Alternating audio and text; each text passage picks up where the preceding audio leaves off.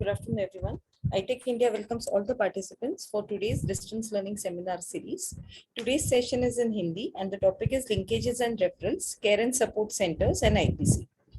Today's speaker is Dr. Priya Kannan. Dr. Priya Kannan is a public health specialist having a rich experience in national programs like HIV/AIDS, polio, and routine immunization. She is presently working as a consultant with iTech India. She has completed her MBBS from JJ Hospital, Mumbai, and has done her Masters in Hospital Administration from TISS, Mumbai. In her previous assignment, she has worked with international agencies like WHO, UNICEF, and has also served as the regional coordinator for the DAPCO National Resource Team. Her proficiency includes training, capacity building, supportive supervision, content development, advocacy, and program management. We welcome you, ma'am, for today's session and request you to start the session. Thank you, Shweta. I'm audible, right? Yes, ma'am, you are audible. Okay, yeah, thank you. तो सबको नमस्ते और बहुत बहुत धन्यवाद कि आपने आज टाइम निकाल के ये सेशन ज्वाइन किया है। और जैसे आप सबको पता है, हम ये सीरीज कर रहे हैं जो मतलब हमारे जो national operation guidelines already release हो चुकी है, उसका ऑलरेडी एक NDLS का पूरा सीरीज हो चुका है और हम रीजनल लैंग्वेजेस में अभी ये कर रहे हैं। तो ये आज का तीन चैप्टर आज हम डिस्कस करने वाले हैं। तो पहला है लिंकेजेस और रेफरल्स, दूसरा है केयर एंड सपोर्ट सेंटर्स, उसके क्या ऑब्जेक्टिव्स हैं, क्या फंक्शनिंग होगी, और हमारे ART सेंटर और CSC का कैसा संबंध होना चाहिए, और तीसरा है इन्फेक्शन प्रिवेंशन एंड कंट्रोल। तो शुरू करते हैं पहले चैप्टर से। उसके पहले जो हम आज पहले डिस्कस करने वाले हैं, पहला चैप्टर में तो ये देखेंगे कि आपको भी पता है कि बहुत सारे रेफरल्स हमारे सेंटर को कहाँ से पेशेंट आते हैं और हम सेंटर से पेशेंट को कहाँ कहाँ भेजते हैं, वो हो गया आउट रेफरल। और इन रेफरल मतलब जहां से हमारे सेंटर पे पेशेंट आते हैं। तो इसका जो मैकेनिज्म है, हमें क्या क्या याद रखना चाहिए जब हम पेशेंट को कहीं पे भेजते हैं, या कहीं से अगर आ गए पेशेंट तो हमारा प्रोसीजर क्या रहना चाहिए ART सेंटर में, ये देखेंगे। दूसरा चैप्टर रहेगा CSC पे, जो है केयर सपोर्ट सेंटर। तो आपको भी पता है कि केयर सपोर्ट सेंटर का कॉन्सेप्ट हमारे प्रोग्राम में काफी सालों से रह चुका है, लेकिन उसका थोड़ा थोड़ा करके वो CSC का भी जो रोल्स और रेस्पॉन्सिबिलिटीज है, उनका काम है, वो भी थोड़ा मॉडिफाई होते जा रहा है प्रोग्राम के साथ साथ।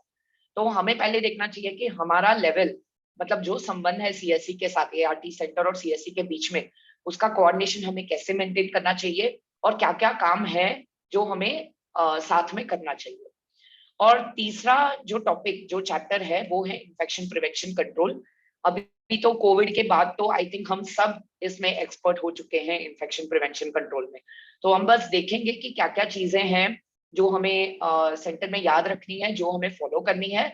और उसी के साथ साथ रिलेटेड जो टॉपिक है वो है पोस्ट एक्सपोजर प्रोफाइलैक्सिस। मतलब जब हम कोई एक्सपोज हो चुके होते हैं, या तो क्योंकि ये तो हमारे स्टाफ के लिए भी एप्लीकेबल है, या तो हमारे लैब टेक्नीशियन जब वो ब्लड कलेक्ट करते हैं, या स्टाफ नर्स अगर कहीं पे जा रहे हैं, कोई IV लगा रहे हैं, या ऐसा कोई ऑक्यूपेशनल एक्सपोजर हो गया, तो हमें क्या करना चाहिए। तो ये होगा हमारे सेशन के ऑब्जेक्टिव्स यही होंगे। तो आई थिंक नाउ एक प्री टेस्ट है हमारा, एक 2-3 क्वेश्चन रहेंगे जो आपको आंसर करनी होगी। तो Shweta, can you share the pre test? Yeah, I'll do that, ma'am. Yeah.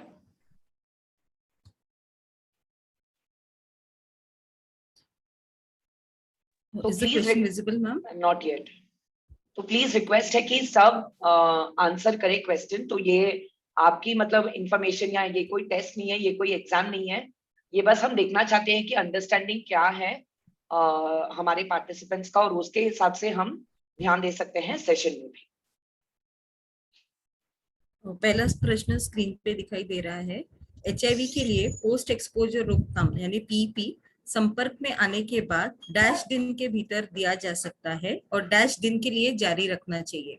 Options है 24 घंटे 7 दिन, 24 घंटे 28 दिन, 72 घंटे 14 दिन एंड 72 घंटे 28 दिन।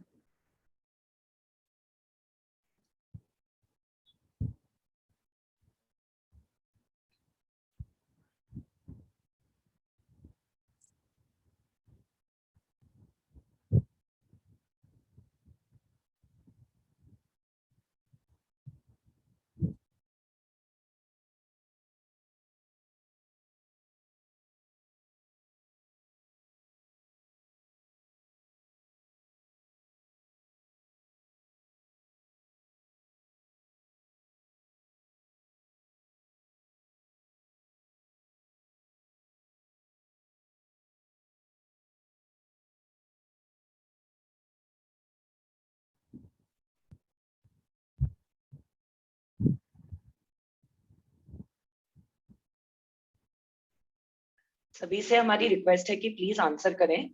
जैसे मैंने कहा, आप डरिए मत कि आंसर राइट है या गलत है, वो उसका टेंशन ना लें।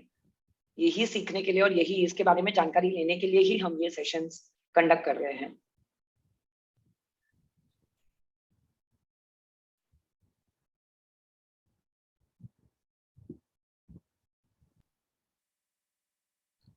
Ma'am, can we move to the next question? Yes, sure.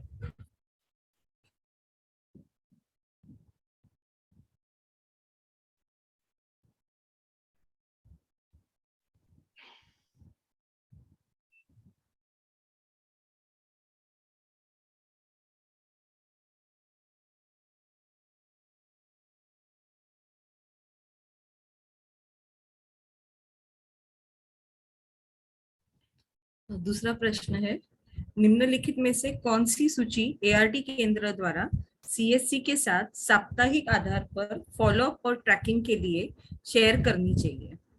पीएलएचआईवी ART केंद्र में देखभाल के लिए नामांकित यानी रजिस्टर्ड है, लेकिन एआरटी पर शुरू नहीं किया गया है। पीएलएचआईवी जिन्होंने एआरटी पर नई शुरुआत की है, न्यू इनिशिएशन है, उनके पहले 3 महीनों के लिए फॉलोअप के लिए। पीएलएचआईवी जिनका वायरल लोड 1000 से अधिक है और 80% से कम अनुपालन यानी अडियरेंस के साथ स्टेप अप काउंसलिंग पर है। पीएलएचआईवी जिन्हें अग्रिम एचआईवी बीमारी या कोमॉर्बिडिटीज है और बच्चों या किशोरों की सूची केस प्रबंधन के दृष्टिकोण से।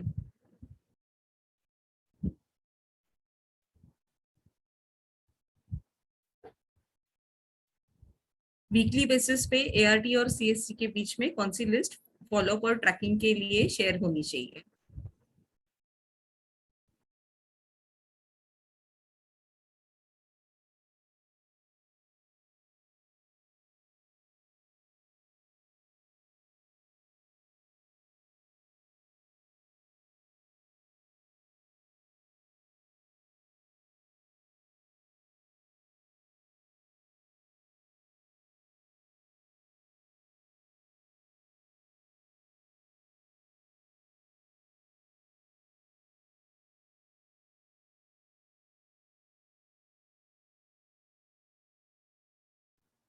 पार्टिसिपेंट से रिक्वेस्ट है, थोड़ा जल्दी ये अटेम्प्ट करें please.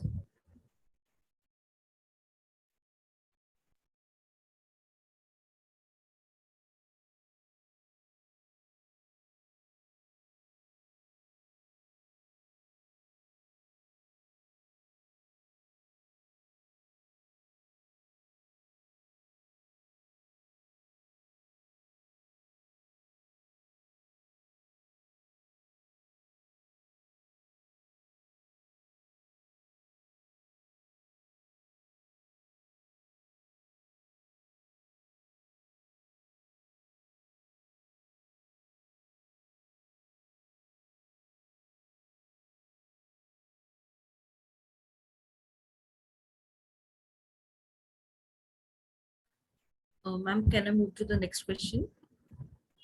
Yes Shweta.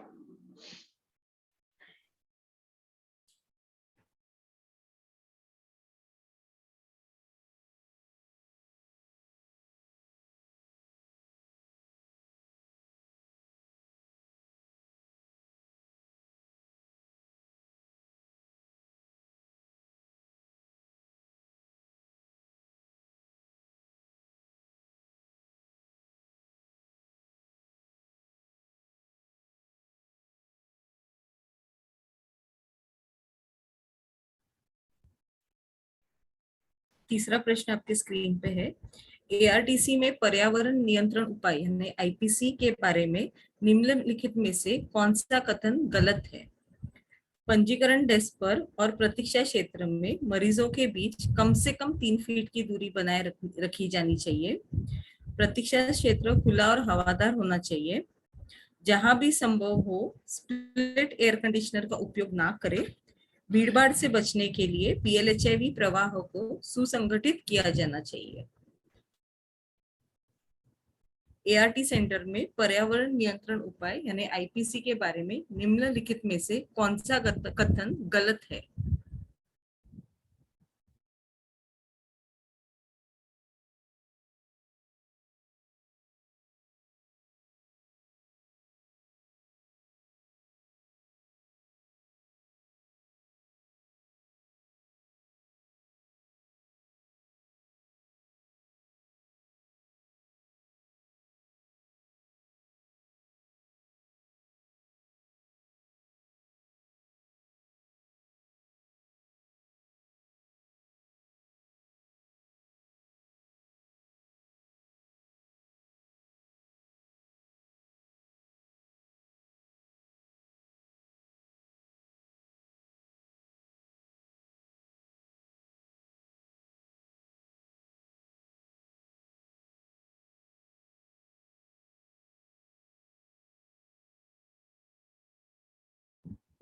Can we end the e-poll now? Yes, Shweta. Thank you. Yeah, please continue with the session. तो बहुत धन्यवाद प्री टेस्ट में आंसर करने के लिए। अभी हम देखेंगे जो भी हमने प्री टेस्ट में कवर भी किया था वही टॉपिक्स हम आज और डिटेल में थोड़ा डिस्कस भी करेंगे। तो शुरुआत में जैसे मैंने कहा हमारा फर्स्ट चैप्टर होगा लिंकेजेस और रेफरेंस। अब क्यों ये इम्पोर्टेंट है या क्यों ये जरूरी है लिंकेज बनाए रखना या रेफरल कोई भी डिपार्टमेंट के साथ हमारा कोऑर्डिनेशन बनाए रखना क्यों जरूरी है। तो ये पहले के भी सेशन में आपने देखे होंगे कि 3 ऐसे स्टेज हैं जहां पे पेशेंट हमारे केयर या हमारे एआरटी सेंटर से एलएफयू हो सकता है या लिंकेज लॉस जिसे हम बोल सकते हैं।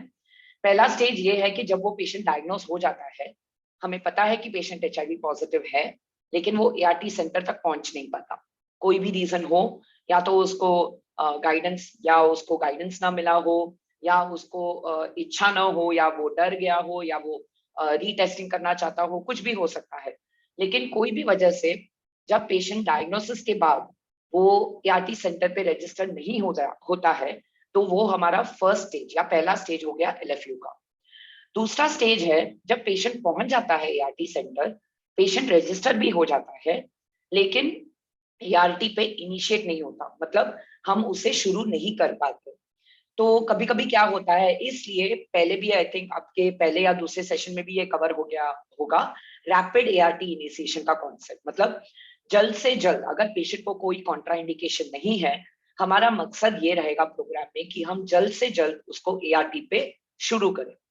क्योंकि आपको भी पता है कि जो एआरटी की दवा हम देते हैं वो बहुत ही अच्छे क्वालिटी का दवाई है। तो जो लेटेस्ट पूरे दुनिया में जो गाइडलाइन फॉलो हो रही है, वही दवा हम फ्री ऑफ कॉस्ट हमारे प्रोग्राम में, मतलब बिना कोई पैसा के हम दे रहे हैं पेशेंट को।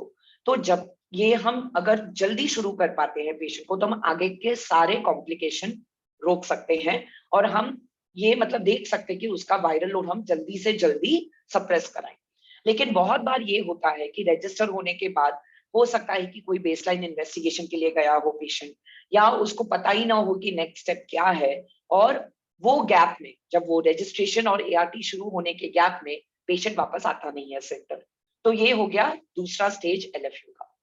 तीसरा वो स्टेज है जब पेशेंट आ गया, सेंटर पे रजिस्टर भी हो गया, हमने एआरटी शुरू भी कर दिया, लेकिन बाद में कभी भी हो सकता है 1 महीने बाद, 3 महीने बाद, 5 साल बाद, कभी भी वो एआरटी के दौरान अगर वो पेशेंट हमारे सेंटर पे आना बंद कर दिया, तो तभी उसे हम बोलते हैं स्टेज 3 एलएफयू।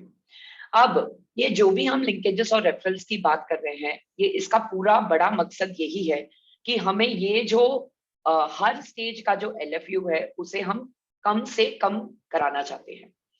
तो वो कैसे होगा? और दूसरी बात ये इम्पोर्टेंट है कि अभी जैसे जैसे आप सब मुझे पता है कि बहुत सारे जन ऐसे हो जो जिन्होंने ये प्रोग्राम में शायद 10-20 साल तो हो ही गया होगा कि आपने प्रोग्राम पे काम किया हो।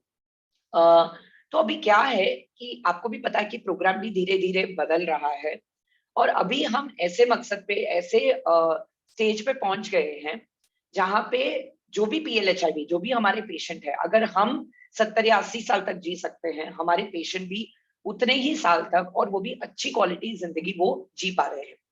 तो फर्क ये हो रहा है कि कोई कोई पेशेंट है जिनकी जरूरतें अलग हो जाती हैं। मतलब कोई पेशेंट है जो बिल्कुल स्टेबल है अपने दवा में, उनको ना कोई ऑपर्चुनिस्टिक इन्फेक्शन जो ओआई बोलते हैं, ना कोई ओआई है, पेशेंट बराबर अपना दवा ले रहा है, एडहेरेंस उसका अच्छा है, वायरल लोड उसका रेगुलरली सप्रेस्ड है, उसे हम बोलते हैं स्टेबल पेशेंट।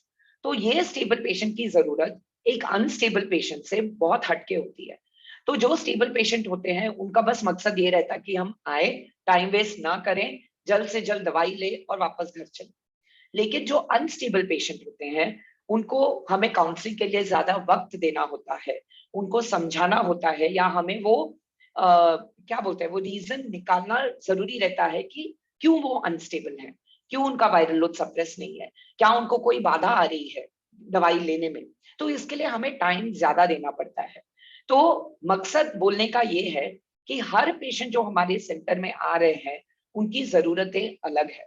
तो अभी हमारे पूरे नेशनल एड्स कंट्रोल प्रोग्राम उस मॉडल पे, जिसे हम बोलते हैं पेशेंट सेंट्रिक मॉडल, हमारा मॉडल ही ऐसा है कि जिसको जो चाहिए हम वो सेवा उसको उपलब्ध कराएंगे। तो ये हमारा पूरा मकसद है।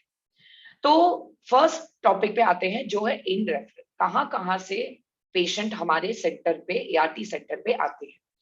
तो मेन तो आपको सब पता ही है कि 90% के ऊपर सारे पेशेंट ऐसे हैं जो आईसीटीसी से रेफर होके एआरटी सेंटर में आते हैं। तो आईसीटीसी में जैसे ही उन्होंने टेस्ट कराया, पॉजिटिव आ गया, वहां पे एक पोस्ट टेस्ट काउंसलिंग होती है और उसके बाद पेशेंट रेफर होता है एआरटी सेंटर। दूसरे पेशेंट वो कैटेगरी के हैं जो इन पेशेंट है, मतलब हमारे ही अस्पताल में या कोई बाजू के अस्पताल में कहीं पे पेशेंट जहाँ पे आपका लिंकेज है, हो सकता है कि पेशेंट एडमिटेड हो, मतलब वो आया है एचआईवी के प्रॉब्लम के लिए नहीं आया है, वो हो सकता है कोई और कॉम्प्लिकेशन के लिए मेडिकल वार्ड या सर्जिकल वार्ड में एडमिट है, लेकिन जब हो सकता है कि उसका सर्जरी शेड्यूल्ड है, उसका हमने blood test, routine blood test करा के देखा और एचआईवी पॉजिटिव निकल गया, तो फिर हमें रेफरल मिलता है वो पेशेंट का, क्योंकि वो वार्ड या जो अस्पताल का जो वो वार्ड है वो कांटेक्ट करता है एआरटी सेंटर को ये बोलने के लिए कि हमारे पास एचआईवी पॉजिटिव पेशेंट है, और हमें फिर उस पेशेंट का फॉलो अप, रजिस्ट्रेशन और एआरटी इनिशिएशन वो सब देखना होता है। तीसरे वैसे कैटेगरी है जो प्राइवेट सेक्टर से, हो सकता है कि वॉक इन पेशेंट हो, लेकिन ये हमें ध्यान रखना है कि अगर कोई प्राइवेट सेक्टर का भी पेशेंट है, हमें टेस्टिंग तो करा के लेनी होगी आईसीटीसी से, क्योंकि जब तक तो अगर वो बाहर का भी रिपोर्ट लेके आए, हमें आईसीटीसी में पहले भेजना होगा। आईसीटीसी का जब रिपोर्ट है और पीआईडी नंबर जब पेशेंट को मिलता है, तो ही हम उनको फॉर्मली एआरटी सेक्टर में रजिस्टर कर सकते हैं। अब जैसा कि हमने देखा, आईसीटीसी जो है वो फर्स्ट इंटरफेस, मतलब पेशेंट जब आता है एक एचआईवी केयर के लिए या एचआईवी ट्रीटमेंट के लिए, फर्स्ट वो वॉक इन एआरटी सेंटर पे नहीं आता है, वो आता है आईसीटीसी। जब वो आईसीटीसी आता है तो वहां उनका काम क्या होना चाहिए, ये है पहला तो कि जैसे ही रिपोर्ट पॉजिटिव आ जाए, पहले तो वो डेटा अपडेट करेंगे आईएमएस में और पेशेंट को रेफर करेंगे जो सबसे नजदीक एआरटी सेंटर या एलएसी प्लस सेंटर है। लेकिन रेफर करने से पहले सबसे जरूरी काम ये है कि पोस्ट टेस्ट काउंसलिंग कराएं, क्योंकि देखिए जैसे मैंने बोला, हमारा फर्स्ट स्टेज एलएफयू का लॉस इधर ही होता है। अगर वो पोस्ट टेस्ट काउंसलिंग हमारा बराबर नहीं हुआ, तो पेशेंट को पता ही नहीं चलेगा कि उसको एआरटी सेंटर में क्या मिलेगा, उसको कौन से एआरटी सेंटर में जाना है, वो एआरटी के दवा लेने से उसको भलाई क्या होगी, ये उसको पता ही नहीं चलेगा। तो इसलिए बहुत जरूरी है कि आईसीटीसी में प्रॉपर पोस्ट टेस्ट काउंसलिंग, उसमें बताया जाना चाहिए कि एआरटी क्या होता है, आप जब सेंटर जाओगे तो क्या करेंगे, वहां पे दवाई क्या कैसे देंगे, फ्री ऑफ कॉस्ट देंगे, फॉलोअप कैसी होगी, ये सब हमें बोल के और फिर उनको प्रॉपर कॉन्टैक्ट डिटेल, एड्रेस हमें देना चाहिए कि उनको कहाँ जाना चाहिए और एआरटी सेंटर कहाँ है। तो ये जो पूरा प्रोसेस है एआरटी सेंटर पे रजिस्ट्रेशन का, ये पेशेंट को जब वो आईसीटीसी से निकले उसको पता होनी चाहिए।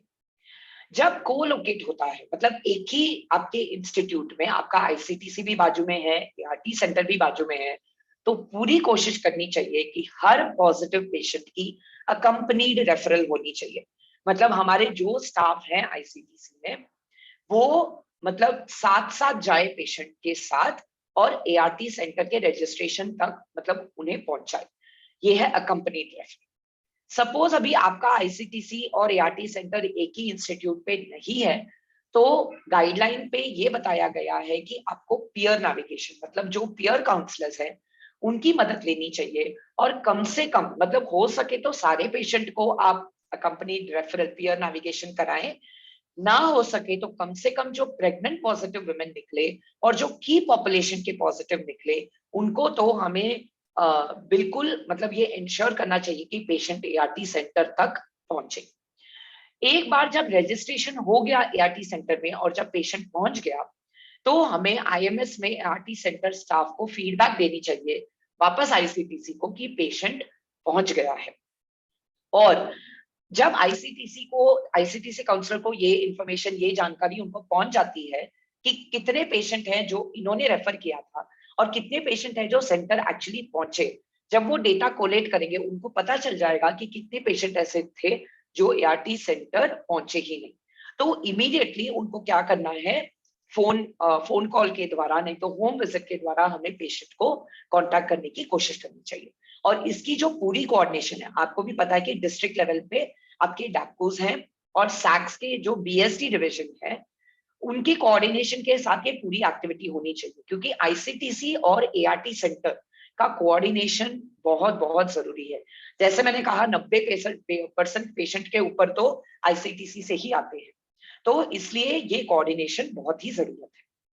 सेकंड हमने जो बात की है वो है कि जो इन पेशेंट आते हैं, मतलब हम आपके हॉस्पिटल के वार्ड से होंगे, तो इसके लिए पहली चीज हमें क्या करनी होगी, एक फोकल पॉइंट ऑफ कांटेक्ट, मतलब एआरटी सेंटर का कोई ऐसा स्टाफ, प्रेफरेबली स्टाफ नर्स या तो मेडिकल ऑफिसर, ये एक ऐसा कांटेक्ट होना चाहिए जो क्लियरली हमें आइडेंटिफाई होनी चाहिए कि कोई भी हमारे हॉस्पिटल में कोई भी वार्ड में अगर कोई एचआईवी पॉजिटिव पेशेंट मिले, सबको ये जानकारी होनी चाहिए कि उनको पहले किसको ये इंफॉर्मेशन देनी है। तो ये स्टाफ नर्स या ये जो मेडिकल ऑफिसर है जो फोकल पॉइंट होंगे, उनके कॉन्टैक्ट डिटेल हर जगह सर्कुलेट होनी चाहिए हॉस्पिटल में, और आपके हॉस्पिटल के हर डिपार्टमेंट में उनका कॉन्टैक्ट होना चाहिए। और दूसरी बात यह है कि आपके हॉस्पिटल में जहां पे भी वार्ड से सपोज कोई आपको पता चले कि पॉजिटिव पेशेंट है, उनका भी रूट जो एआरटी सेंटर तक पहुंचने की है वो आईसीटीसी के थ्रू ही होनी चाहिए।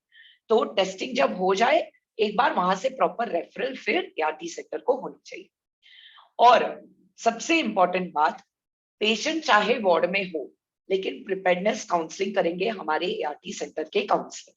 तो जो भी न्यूक्ली डायग्नोस पेशेंट है उनकी प्रिपेयर्डनेस काउंसलिंग होनी चाहिए, हमारी एआरटी सेंटर काउंसलर ने वो करनी चाहिए। और अगर वो पेशेंट नहीं पहुंच पा रहा है, या तो वो बेड रिडन है, वो क्रिटिकल है, वो नहीं पहुंच पा रहा है, सिर्फ फाइल भेजी गई है एआरटी सेंटर में, तभी भी एआरटी काउंसलर को जहां पे भी वो पेशेंट एडमिटेड है वहां पे जाके बेड साइड काउंसलिंग उनको प्रोवाइड करनी चाहिए। देखिए, आपको भी पता है, हमें भी पता है कि नेशनल एड्स कंट्रोल प्रोग्राम का जो सबसे मोटा और बड़ा पिलर या सबसे स्ट्रॉन्ग पिलर है वो है काउंसलिंग। तो जब कोई पेशेंट कहीं पे भी पॉजिटिव डायग्नोस हो, हम ये उम्मीद नहीं रख सकते कि वो सेंटर या वो वार्ड के स्टाफ, जो वार्ड के स्टाफ नर्स हैं या वो जो वार्ड के कोई भी और स्टाफ है, वो आपके पेशेंट को काउंसिल करें, क्योंकि ना वो उसके बारे में ट्रेंड है, ना उनको कोई वो काउंसलिंग की एक्सपीरियंस है, वो सिर्फ हमें मतलब एआरटी सेंटर स्टाफ को। तो आपको ये इंश्योर करनी चाहिए कि जब भी कोई पेशेंट कहीं पे डायग्नोस हो जाए, उनकी प्रिपेयर्डनेस काउंसलिंग पूरी तरह से हो। तो जैसे मैंने कहा कि हमने काफी बात की है रैपिड एआरटी इनिशिएशन, मतलब जल्द से जल्द एआरटी इनिशिएशन के बारे में। तो ये प्रॉपर हॉस्पिटल का ही एक प्रोसीजर हो जाना चाहिए। ये ऐसा नहीं कि हम एआरटी सेंटर इकलौता ऐसे मतलब अलग से कोई स्ट्रैटेजी या कुछ लेके जाएं। जहां पे भी जब भी हमें ये मेडिकल ऑफिसर्स और नोडल ऑफिसर सबके लिए है कि जब भी आपको एक अपॉर्चुनिटी मिले, एक चांस मिले कि आप कोई भी आपके हॉस्पिटल के मीटिंग के आप हिस्सा हो या आपने अटेंड किया हो या कोई इंटर डिपार्टमेंटल मीटिंग हो, प्लीज उसमें भाग लें। और उसमें ये सारा प्रोसीजर जो है मतलब ये हमने जो बात की कि अगर पॉजिटिव आए तो किसको कांटेक्ट करना चाहिए, एआरटी इनिशिएट करना वो पेशेंट में क्यों जरूरी है, ये सब जानकारी वो मीटिंग में डिस्कस होनी चाहिए। और ये पूरा हॉस्पिटल का ही एक प्रोसेस सेट होना चाहिए। और दूसरा जो है, जैसे मैंने कहा, ये स्टाफ नर्स जो हम इंचार्ज की बात कर रहे हैं, वो सब चीजों के लिए कोऑर्डिनेट करेंगे। मतलब जब कोई पेशेंट एडमिट है, ऐसा नहीं कि हमें पहले देखना होगा कि वो किसके लिए एडमिटेड है, क्योंकि बहुत सारे ऐसे भी चीजें हैं जहाँ पे हम बोलते हैं कि हमें एआरटी तुरंत स्टार्ट नहीं करनी चाहिए, हमें रुकना चाहिए। अगर वो पेशेंट बहुत ही क्रिटिकल है या तो उसको मेनिंजाइटिस है, टीबी मेनिंजाइटिस है, हमें पहले देखना चाहिए कि पेशेंट थोड़ा स्टेबल हो जाए, उसके बाद ही हम एआरटी इनिशिएट कर सकते हैं। तो तब से लेके जब वो पेशेंट एडमिट हुआ, तब से लेके जब उसका इन्फेक्शन कंट्रोल का जो भी इन्फेक्शन के लिए वो एडमिटेड है, वो जब तक कंट्रोल नहीं होती, वो जब तक पेशेंट स्टेबल नहीं होता, और जब तक एआरटी वो पेशेंट को शुरू नहीं किया जाता, तब तक का पूरा कोऑर्डिनेशन जो है वो स्टाफ नर्स की जिम्मेदारी होगी, या जो हम फोकल पॉइंट की बात कर रहे हैं वो उसकी जिम्मेदारी होगी। तो इसलिए हम एनकरेज करते हैं कि एक लॉग बुक मेंटेन हो, मतलब स्टाफ नर्स जो है आपके पूरे सुबह का जब ओपीडी खत्म हो जाए आरटी सेंटर में, जब पेशेंट का लोड थोड़ा कम हो जाए, आप दोपहर में एक चक्कर वार्ड के आप लगा सकते हो, कैजुअलिटी में या आपके मेडिसिन वार्ड में। आपको पता है कि ज्यादा से ज्यादा केसेस आपको कहाँ से आते हैं, तो एक बार जब हम वो राउंड्स अगर ले लें, और इसकी मॉनिटरिंग एसएमओ या एमओ नहीं करनी चाहिए, तो हमें पता चल जाएगा। और आपके विजिट्स अगर वो लॉगबुक में नोटेड है, तो ये हम क्यों कर रहे हैं, हमारा मकसद है कि अगर एक भी पेशेंट कहीं पे वार्ड में मिल गया, हम उसको जल्द से जल्द एआरटी पे शुरू करें। ऐसा नहीं हो कि पेशेंट आया किसी और चीज के लिए, वो एडमिट हुआ, उसका सर्जरी हो गया, वो निकल भी गया हॉस्पिटल से और हमें पता ही नहीं चला। तो ये हमें इंश्योर करने के लिए हम एनकरेज करते हैं कि राउंड्स हो जाए वार्ड्स का स्टाफ नर्स से। और दूसरा, जैसे मैंने कहा, ये रूल हो जाना चाहिए कि पेशेंट को डिस्चार्ज से पहले उसको एआरटी सेंटर में आना ही है, और वहां पे वापस उसकी काउंसलिंग होनी चाहिए कि आगे का उसका फॉलोअप एआरटी के लिए कैसे रहेगा, मतलब उसको कब बुलाना पड़ेगा। आप जो नॉर्मल आप जो आपके पेशेंट ओपीडी पेशेंट्स के साथ जो आप करते हो वही आपको करना होगा, लेकिन ये प्रोसेस बनाना पड़ेगा कि जो भी एचआईवी पॉजिटिव पेशेंट एडमिट हुआ है हॉस्पिटल में, डिस्चार्ज के पहले उसको एआरटी सेंटर में जाके कंप्लीट काउंसलिंग उसकी होगी, उसको पूरा फॉलोअप का एडवाइस मिलेगा, तभी वो हॉस्पिटल से निकलेगा डिस्चार्ज के बाद। अभी अगला हुआ प्राइवेट, जो हमने थर्ड कैटेगरी की बात की थी, वो है प्राइवेट सेक्टर। तो जैसे मैंने बोला कि प्राइवेट के भी अगर कोई पेशेंट है, जरूरी है कि आईसीटीसी से उनका एचआईवी का टेस्टिंग होए और उनका वो पॉजिटिव रिपोर्ट हमारे पास आए। और जब तक वो पेशेंट का, क्योंकि इसके लिए जरूर थोड़ा टाइम लगेगा, क्योंकि आप आईसीटीसी सेंटर पेशेंट जाएंगे, पॉजिटिव रिपोर्ट आएगा, वापस वो आपके पास आएंगे, बेसलाइन इन्वेस्टिगेशन होगा, जो भी है, इसके दौरान जो भी टाइम लगता है, हमें ये एडवाइस करना चाहिए पेशेंट को कि प्राइवेट से अभी वो जो भी दवा ले रहे हैं, जो भी एआरटी ले रहे हैं, उसको पेशेंट कंटिन्यू रखे। हम उसको बीच में बंद नहीं करेंगे, ये तब तक जब तक मेडिकल ऑफिसर ये डिसाइड नहीं करते कि उसको कौन से एआरटी रेजिमेंट में डालना चाहिए। तो जैसे ही उसका ये प्रिपेयरनेस काउंसलिंग का उसका आईसीटीसी टेस्टिंग हो गया, पेशेंट का प्रिपेयरनेस काउंसलिंग हो गया, हमने कंसेंट ले लिया, ब्लड टेस्ट के लिए भेज दिया, और जब वो मेडिकल ऑफिसर ने फाइनली डिसाइड कर दिया कि हमारे प्रोग्राम के कौन से एआरटी पे उसको डालना है, तब तक पेशेंट जो भी दवा ले रहा है वो कंटिन्यू रखेंगे। और जैसे ही हमारे मेडिकल ऑफिसर का प्रिस्क्रिप्शन आएगा, तब से वो हमारे एआरटी सेंटर की दवा शुरू करेंगे। और दूसरी एक बात यह है कि अगर पेशेंट ने प्राइवेट सेक्टर से 6 महीने के ऊपर ऑलरेडी दवा ले लिया है, तो जहां पे भी हो सके प्लीज वायरल लोड टेस्टिंग कराइए। तो ये गाइडलाइन पे अभी है कि अगर 6 महीने के ऊपर पेशेंट ने प्राइवेट से दवा ली है और आपके सेंटर में आ गया है, तो आप उसकी जहां पे भी हो सके वायरल लोड टेस्टिंग कराए। और वायरल लोड टेस्टिंग अगर सप्रेस्ड है, मतलब वायरल लोड कंट्रोल में है, तो आप यहाँ से सेंटर से इनिशिएट कर सकते हैं एआरटी। और अगर वायरल लोड उनका ज्यादा आ गया, 1000 या 1000 के ऊपर आ गया, तो जो हमारा रूटीन प्रोसेस है सैसअप रेफरल का, हमें वो करनी पड़ेगी। क्योंकि आपको भी पता है कि प्राइवेट सेक्टर से जो आते हैं, वो ऑलरेडी कई एआरटी मतलब कई एआरटी की दवा उन्होंने ऑलरेडी ले चुकी होगी, तो उनका एक्सपोजर ऑलरेडी हो चुका है। उन्होंने, हो सकता है कि पहले जेडएलएन ले लिया हो, टीएलई ले लिया हो, वो हिस्ट्री हमें ही मालूम है। तो ये जानकारी जब हमें मिलती है कि ऑलरेडी पेशेंट बहुत सारा दवाई ले चुका है बाहर से, फिर भी उसका जब आपने वायरल लोड टेस्टिंग करा के देखा उसका वायरल लोड कंट्रोल में नहीं है, तो ये बेहतर रहेगा कि आप सैसअप की एडवाइस लें और फिर सैसअप के एडवाइस के हिसाब से आप एआरटी का रेजिमेंट शुरू करें पेशेंट को। तो ये हो गए इन रेफरल। अब हम बात करेंगे आउट रेफरल। आउट रेफरल मतलब हमारे एआरटी सेंटर से हम पेशेंट को कहाँ कहाँ भेजते हैं। तो यहाँ पे आप देख सकते हैं कि ये जो 3 नीला डार्क ब्लू में जो आपको दिख रहा है सर्कल, ये ऐसे आउट रेफरल है जो फैसिलिटी या जो आपके इंस्टीट्यूशन या हॉस्पिटल के अंदर होता है। एआरटी सेंटर के बाहर है लेकिन आपके अस्पताल के अंदर है। ये कैसे आउट रेफरल है?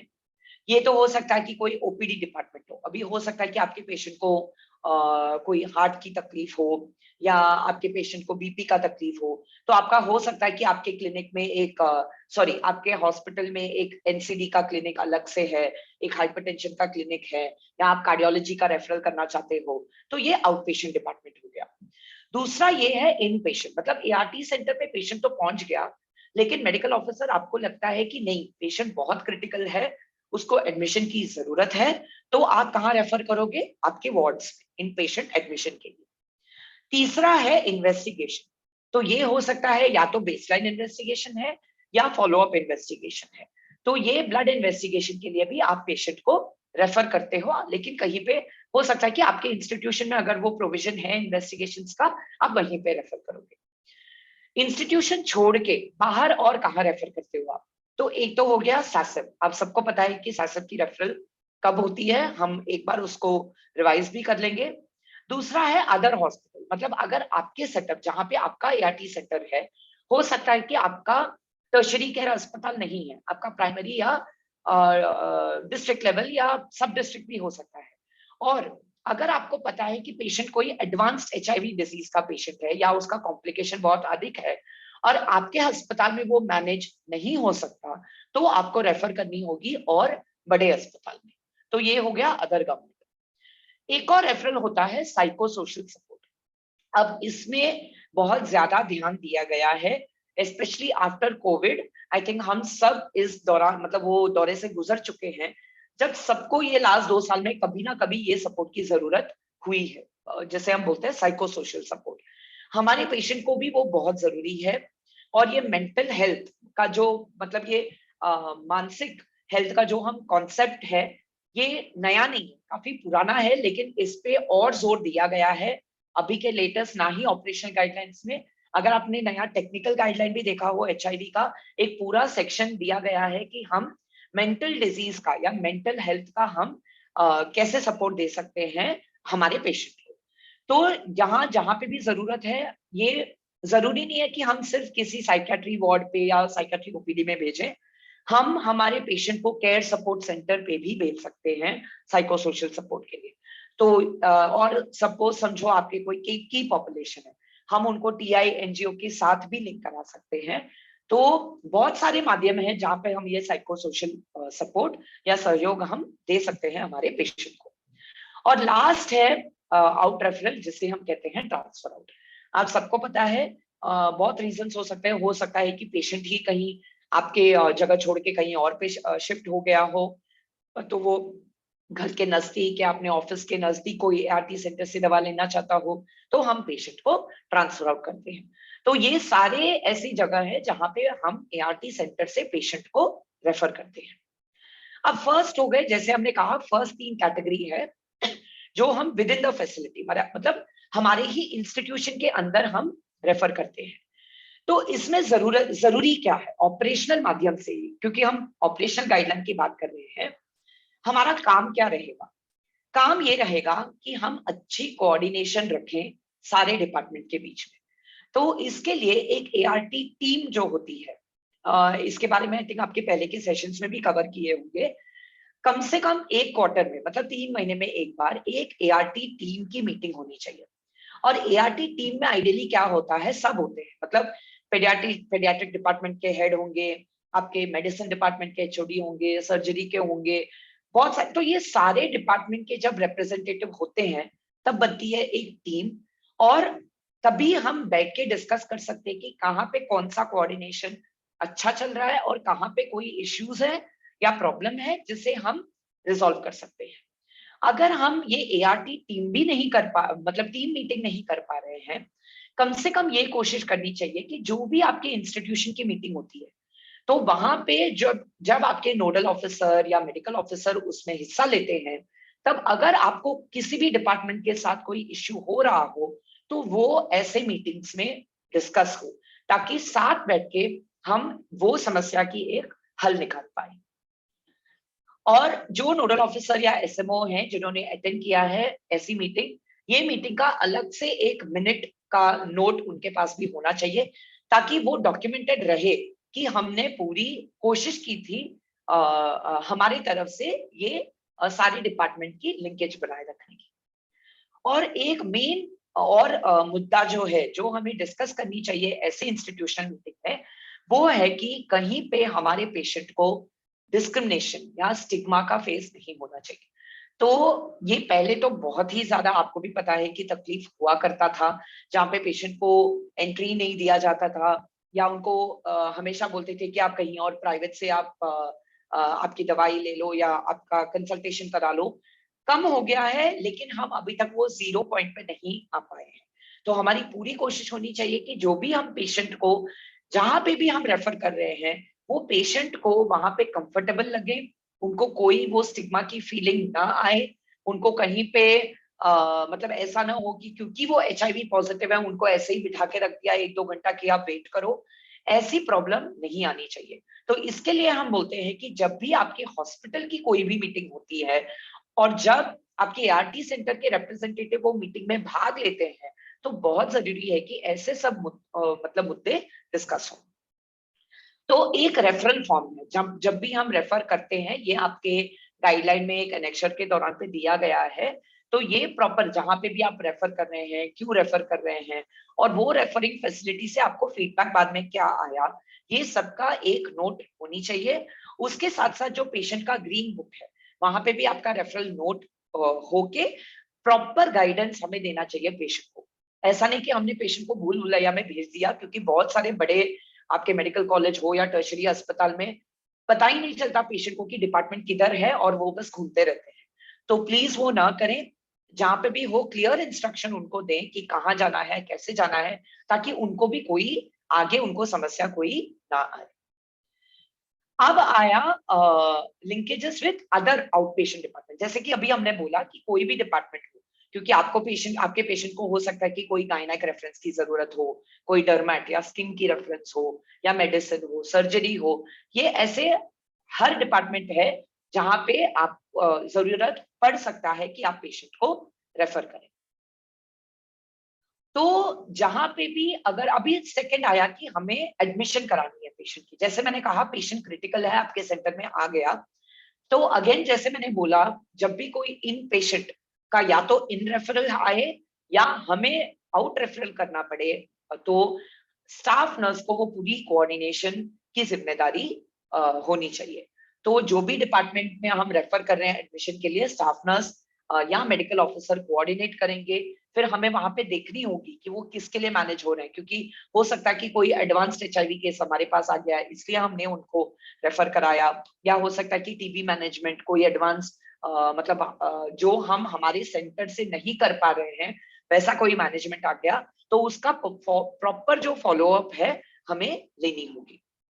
और दूसरा बहुत बहुत इंपॉर्टेंट चीज ये है कि डिस्चार्ज होने से पहले यही पेशेंट का हमें पूरा ध्यान रखना चाहिए कि पेशेंट ART पे इनिशिएट हो। मतलब अगर वो पेशेंट ऑलरेडी ART पे नहीं है, तो हमें ध्यान रखना चाहिए कि कम से कम डिस्चार्ज के पहले पेशेंट को हमें ART पे इनिशिएट करनी होगी। और जो ऑलरेडी ART पे है, हमें वापस एक बार उनको काउंसलिंग करना होगा कि उनको प्रॉपर फॉलोअप के लिए और प्रॉपर मतलब रेगुलर जो है ट्रीटमेंट एडहेरेंस के बारे में, फॉलोअप के बारे में, फॉलोअप मॉनिटरिंग के बारे में उनकी प्रॉपर काउंसलिंग होनी चाहिए। अब इन्वेस्टिगेशन के लिए अभी आपको भी पता है कि बहुत सारे बेसलाइन इन्वेस्टिगेशन होते हैं जो हमें करवा के लेना होता है या इनिशिएशन के पहले, या ऐसा भी हो सकता है कि हम पेशेंट फॉलोअप के लिए आ रहा है लेकिन कोई और समस्या लेके आ रहा है और मेडिकल ऑफिसर को लगे कि कोई इन्वेस्टिगेशन जरूरत है।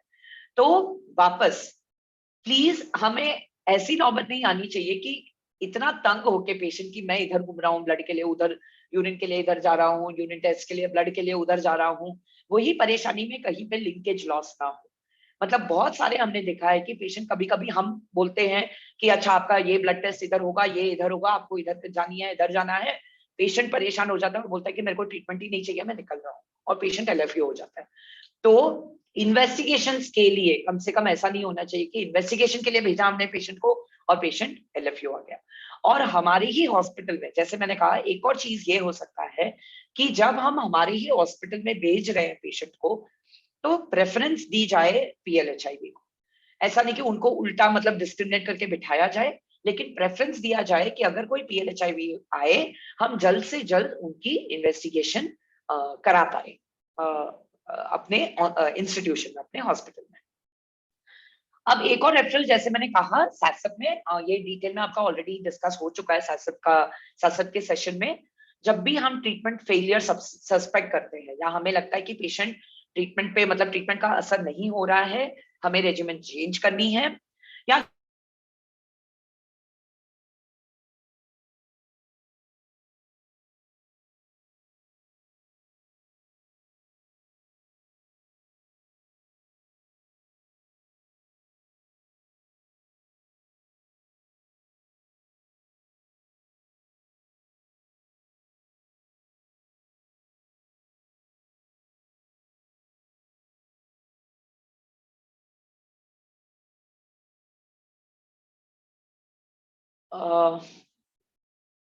सॉरी, हाँ, अब है कि जैसे मैंने कहा अभी कभी कभी हो सकता है कि हम एक सब डिस्ट्रिक्ट हॉस्पिटल में या पीएचसी लेवल पे बैठे हैं और बहुत सारी कंडीशन जो है पेशेंट लेके आते हैं, उनका अनकंट्रोल्ड डायबिटीज हो सकता है, अनकंट्रोल्ड हाइपरटेंशन हो सकता है, या आप एग्जामिन करके देख रहे हो उनका रेस्पिरेटरी का रेट जो है बहुत हाई है, ब्रेथलेसनेस हो रहा है पेशेंट को, या वो गिडीनेस हो रहा है, चक्कर आ रहे हैं, ऐसी चीजें जो आपको पता है कि हमारे आपके सेंटर में या आपके इंस्टीट्यूशन में ही मैनेज करने के लिए आपके पास वो फैसिलिटी नहीं है, तभी होता है कि हम उन्हें अपने इंस्टीट्यूशन से बाहर कोई और अस्पताल में जहां पे एआरटी प्रेफरेबली लोकेटेड हो, हम ऐसे अस्पताल में उसको रेफर करते हैं।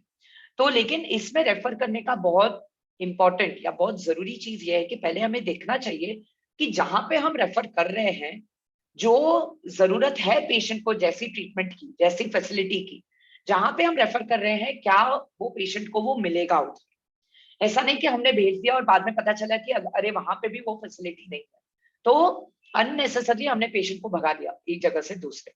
तो इसके लिए ये सैक्स की भी जिम्मेदारी है और आपके मतलब सैक्स, डैपको, सबको साथ मिलके ये जो लिंकेज का है एक प्लान होना चाहिए कि अगर मेरे एआरटी सेंटर में ऐसा कोई केस आए, कॉम्प्लिकेटेड केस आए, तो मैं उनको कहाँ भेजूं। वो कहाँ भेजूं का ऐसा नहीं होना चाहिए कि मेडिकल ऑफिसर लास्ट मिनट में बैठ के सोचे कि अरे यार इसको कॉल करूं, उसके इसको कॉल करूं। वो प्लान ऑलरेडी होना चाहिए कि अगर ऐसे आए किसको कांटेक्ट करना है, वो फिक्स्ड होना चाहिए।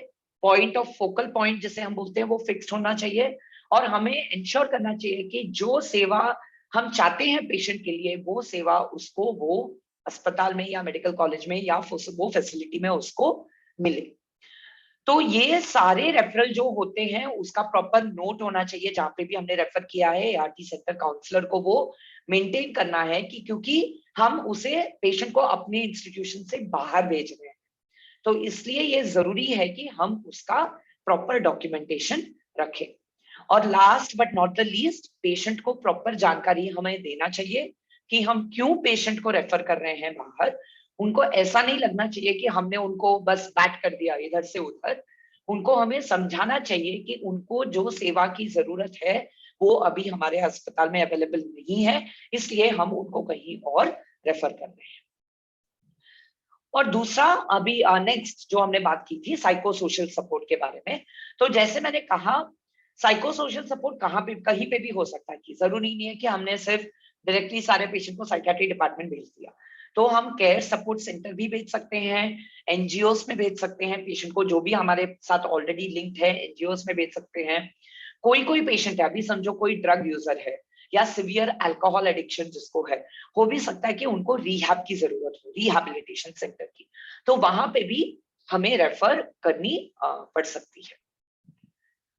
अब ट्रांसफर आउट के लिए तो आई थिंक ऑलरेडी डिटेल में डिस्कस किया गया होगा, लेकिन एक बार हम सिर्फ इंपॉर्टेंट पॉइंट देखेंगे। तो एक चीज है, दो चीजें हो सकती है, एक तो कि पेशेंट ने आके आपको खुद ब खुद बोला कि ये मुझे बहुत दूर पड़ रहा है, मैं कहीं और पे मेरा घर शिफ्ट कर रहा हूँ, या हो सकता है कि मेरे घर से या मेरे ऑफिस से नजदीक कोई और सेंटर है, तो मुझे ट्रांसफर आउट चाहिए आपके सेंटर से दूसरे सेंटर। दूसरी बात ये हो सकती है, आपको भी पता है कि आजकल प्रोग्राम भी इतना बढ़ रहा है, पेशेंट भी बढ़ रहे हैं, तो हम नए नए एआरटी सेंटर सेटअप कर रहे हैं। तो हो सकता है कि कोई बड़े मतलब हाई लोडेड एआरटी सेंटर का क्राउड कम करने के लिए, जहां पे जरूरत थी बाजू में एक दूसरा सेंटर ओपन हो चुका होगा, तो हम वो पेशेंट, जो पेशेंट वो एरिया के नजदीक रह सकते हैं, हम उन्हें हमारे पेशेंट लोड कम करने के लिए हम उन्हें ट्रांसफर आउट दे सकते हैं वो नए सेंटर में, बट ऑब्वियसली पेशेंट के कंसेंट के साथ। तो पहली चीज तो हमें ये ध्यान रखनी होगी कि जो भी सेंटर में हम पेशेंट को भेज रहे हैं, पेशेंट को वो कन्वीनियंट होना चाहिए। ऐसा नहीं कि उसको जितना टाइम यहाँ लगा उससे ज्यादा टाइम वो नए सेंटर में जाने को लग रहा है। तो प्लीज पेशेंट की कन्वीनियंस को देखें, उनसे कंसेंट लें और उसके बाद ही ट्रांसफर आउट करें। और दूसरी बात यह है कि ऐसा नहीं होना चाहिए कि पेशेंट बहुत अनस्टेबल कंडीशन में है, क्रिटिकल कंडीशन में है और हमने पेशेंट को ट्रांसफर आउट कर दिया। तो अगर कोई पेशेंट को कोई भी ओआई, कोई सिवियर ओआई है, कोई सिवियर एडवर्स इवेंट है, मतलब पेशेंट स्टेबल नहीं है, तो मेडिकल ऑफिसर आपको अगर वो लगे तो आपको पहले वेट करना चाहिए कि पेशेंट पहले स्टेबल हो, एआरटी पे स्टेबल हो जाए, उसके बाद आप ट्रांसफर आउट करो। और अगर आप कोई नए पेशेंट को ट्रांसफर आउट करना चाहते हैं, प्रेफरेबल ये है, एडवाइस ये है, गाइडेंस ये है कि प्लीज उसको एआरटी पे इनिशिएट करें और उसके बाद ट्रांसफर आउट करें। तो ऐसा ना करें कि पेशेंट आया, आपने रजिस्टर कर लिया और तुरंत बोला ट्रांसफर आउट। तो प्लीज इनिशिएट करें एआरटी, क्योंकि आपको भी पता है कि लिंकेज लॉस होने का बहुत ज्यादा चांस है अगर आपने एआरटी इनिशिएट नहीं किया तो एआरटी इनिशिएट करके फिर पेशेंट को ट्रांसफर आउट करें। और दूसरी बात, पहले तो ट्रांसफर आउट में अगर आप कोई स्टेबल पेशेंट जो ऑलरेडी मल्टी मंथ डिस्पेंसेशन, मतलब आपने ऑलरेडी 2 महीने का या 3 महीने का मेडिसिन चालू है पेशेंट को और आप उसको ट्रांसफर आउट करना चाहते हो, तो आप वो मल्टी मंथ ड्रग दे के भी ट्रांसफर आउट कर सकते हो। तो जरूरी नहीं है कि आपको सिर्फ 1 ही महीने का ड्रग दे के पेशेंट को ट्रांसफर आउट करना है। अगर पेशेंट ऑलरेडी एमएमडी में है तो आप 3 महीने का भी पेशेंट को दवा लेके फिर बोल सकते हो कि आप ट्रांसफर आउट दूसरे रेसिपिएंट, वो दूसरे सेंटर में वो जा सकते हैं। लेकिन वो इंफॉर्मेशन जो है प्रॉपरली कम्युनिकेट होनी चाहिए पेरेंट एआरटी सेंटर और वो जहां पे आप रेफर कर रहे हो, मतलब जहां पे आप ट्रांसफर आउट कर रहे हो, सॉरी, उसे बोलते हैं रेसिपिएंट एआरटी सेंटर। तो ये दोनों सेंटर में कम्युनिकेशन बढ़िया होनी चाहिए। और सबसे जरूरी चीज, डेटा मैनेजर जो है एआरटी सेंटर के जहां से आप ट्रांसफर आउट कर रहे हो, उनको आईएमएस में वो पूरा ट्रांसफर आउट का प्रोसीजर करना पड़ेगा। और एक ट्रांसफर आउट फॉर्म है जो आईएमएस से ऑटोमेटिकली निकल जाता है, जनरेट हो जाता है, वो हमें देनी है हमारे पेशेंट को। और दूसरा जो नया गाइडेंस अभी आया है वो ये है कि ओरिजिनल जो व्हाइट कार्ड है, पहले तो हम ओरिजिनल लेके भेजते थे, अभी जो है ओरिजिनल व्हाइट कार्ड आपके ही सेंटर में रहेगा और आप बस उसकी एक स्कैन्ड कॉपी जो है वो आप पेशेंट के हाथ में भेजोगे। और जब वो पेशेंट अपने नए आरटी सेंटर में, रेसिपिएंट एआरटी सेंटर में पहुंचेगा, तो वो वाले एआरटी सेंटर के डेटा मैनेजर को आईएमएस में उसको एक्सेप्ट करना पड़ेगा पेशेंट को। जैसे ही उन्होंने एक्सेप्ट किया, उनको पेशेंट के सारे डिटेल्स मिल जाएंगे और वो स्कैन्ड कॉपी जो पेशेंट लेके जा रहा है अपने साथ, उसको व्हाइट कार्ड, नए व्हाइट कार्ड में रख के वो नए आरटी सेंटर को एक नया व्हाइट कार्ड पेशेंट के लिए बनाना पड़ेगा। तो प्लीज याद रखें, ट्रांसफर आउट तभी कंफर्म होगी जब आपके पेरेंट सेंटर ने, मतलब आपके जो इनिशियल सेंटर है, उन्होंने आईएमएस में पहले अपडेट किया कि पेशेंट ट्रांसफर आउट है, और जो आपका रिसीविंग सेंटर है वो सेंटर ने एक्सेप्ट किया कि पेशेंट पहुंच गया है, तब भी वो पूरी ट्रांसफर आउट का आपका जो साइकिल है वो पूरी होती है। अगर बीच में या तो एक्सेप्ट नहीं किया रेसिपिएंट सेंटर ने, जब तक वो एक्सेप्ट नहीं करता है, पेशेंट पेरेंट सेंटर में एलएफयू दिखाएगा। तो ये आप प्लीज याद में रखें कि आईएमएस में ट्रांसफर आउट और एक्सेप्टिंग दोनों बराबर हुए। तो कभी कभी क्या होता है कि पेशेंट अपना जो पेरेंट्स एआरटी सेंटर है वहां पे बोलता ही नहीं है कि मुझे ट्रांसफर आउट चाहिए, खुद ब खुद पहुंच जाता है कोई नए एआरटी सेंटर में। अगर ऐसा कोई पेशेंट आपके पास हो, अब आपको तो अभी आजकल के जमाने में आपको भी पता है कि नेटवर्क इतना स्ट्रांग है, किसी भी पेशेंट को, मतलब किसी भी एआरटी सेंटर को कांटेक्ट करना मुश्किल बात नहीं है। तो आपको तो पेशेंट के ग्रीन बुक से पता चल जाएगा कि पेशेंट कौन से सेंटर से आया है। तो आपको उस सेंटर में एक ईमेल और एक फोन कॉल करनी होगी और रिक्वेस्ट करनी होगी कि प्लीज आप ऑफिशियली पेशेंट को आईएमएस में ट्रांसफर आउट करें। और जैसे ही वो आईएमएस में ट्रांसफर आउट करें, आप पेशेंट को एक्सेप्ट कर सकते हो, नया एआरटी नंबर आपके एआरटी सेंटर का देके वापस बाकी के गाइडलाइन सेम रहेंगे। तो प्लीज याद रखें, अगर पेशेंट आपके पास डायरेक्टली भी पहुंच गया पहला सवाल तो प्लीज पेशेंट से पूछिए कि क्या आप कहीं और से ART ले रहे हो।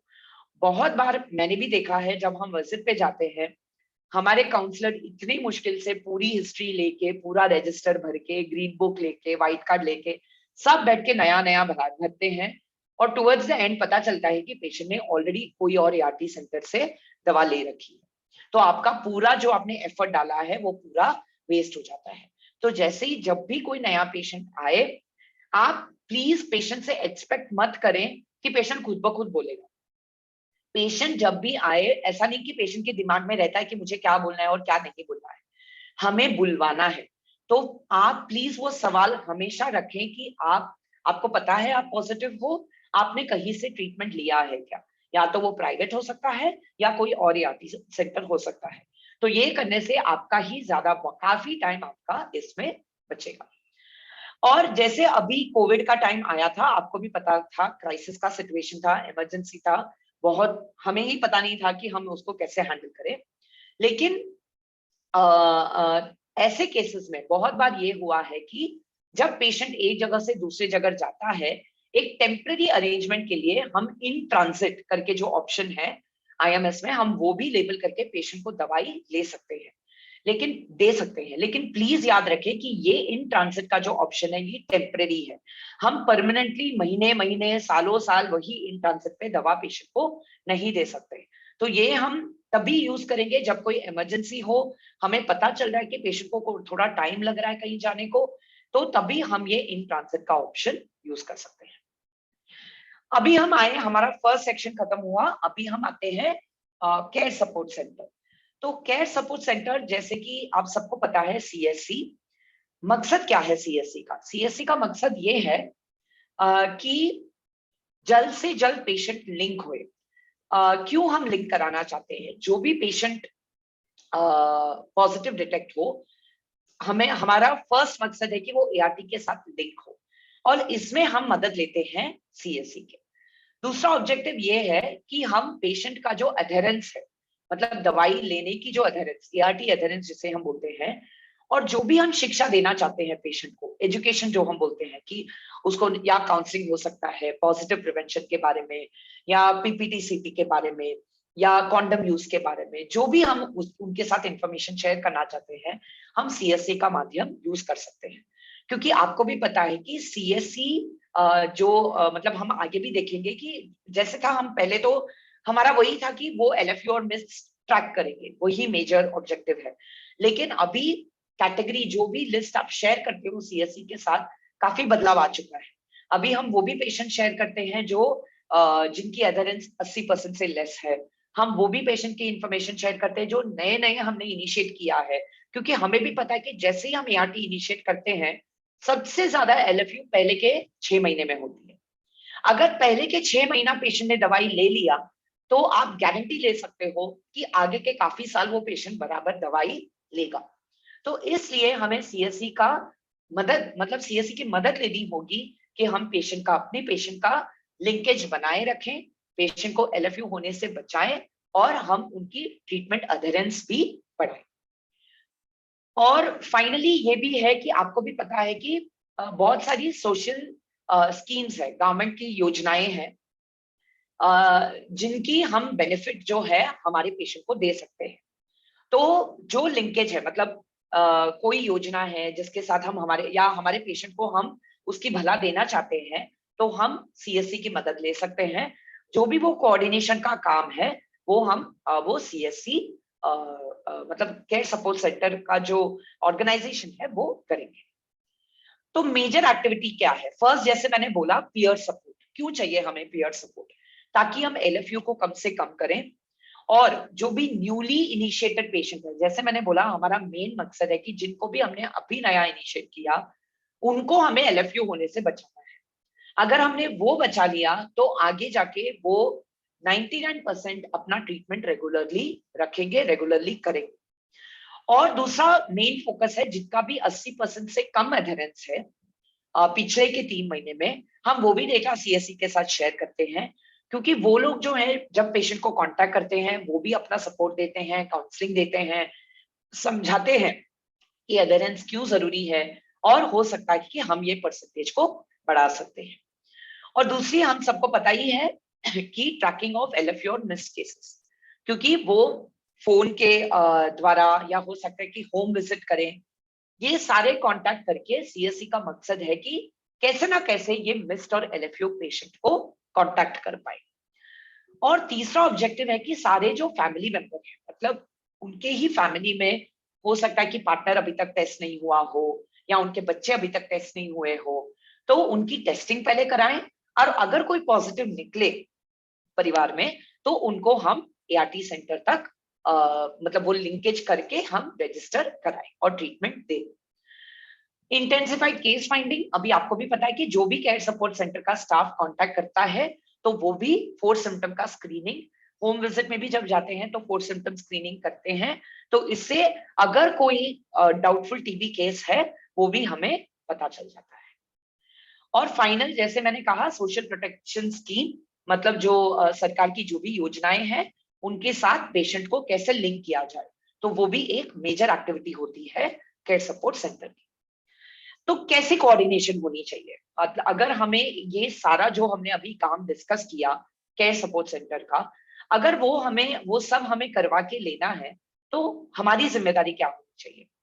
पहले तो ये है कि हर ART सेंटर में क्लियरली कहीं पे डिस्प्ले में होना चाहिए कि CSC का एड्रेस क्या है, CSC में पेशेंट को क्या क्या सर्विसेज, क्या क्या सेवाएं मिलेंगी, और उनके स्टाफ के कॉन्टैक्ट डिटेल।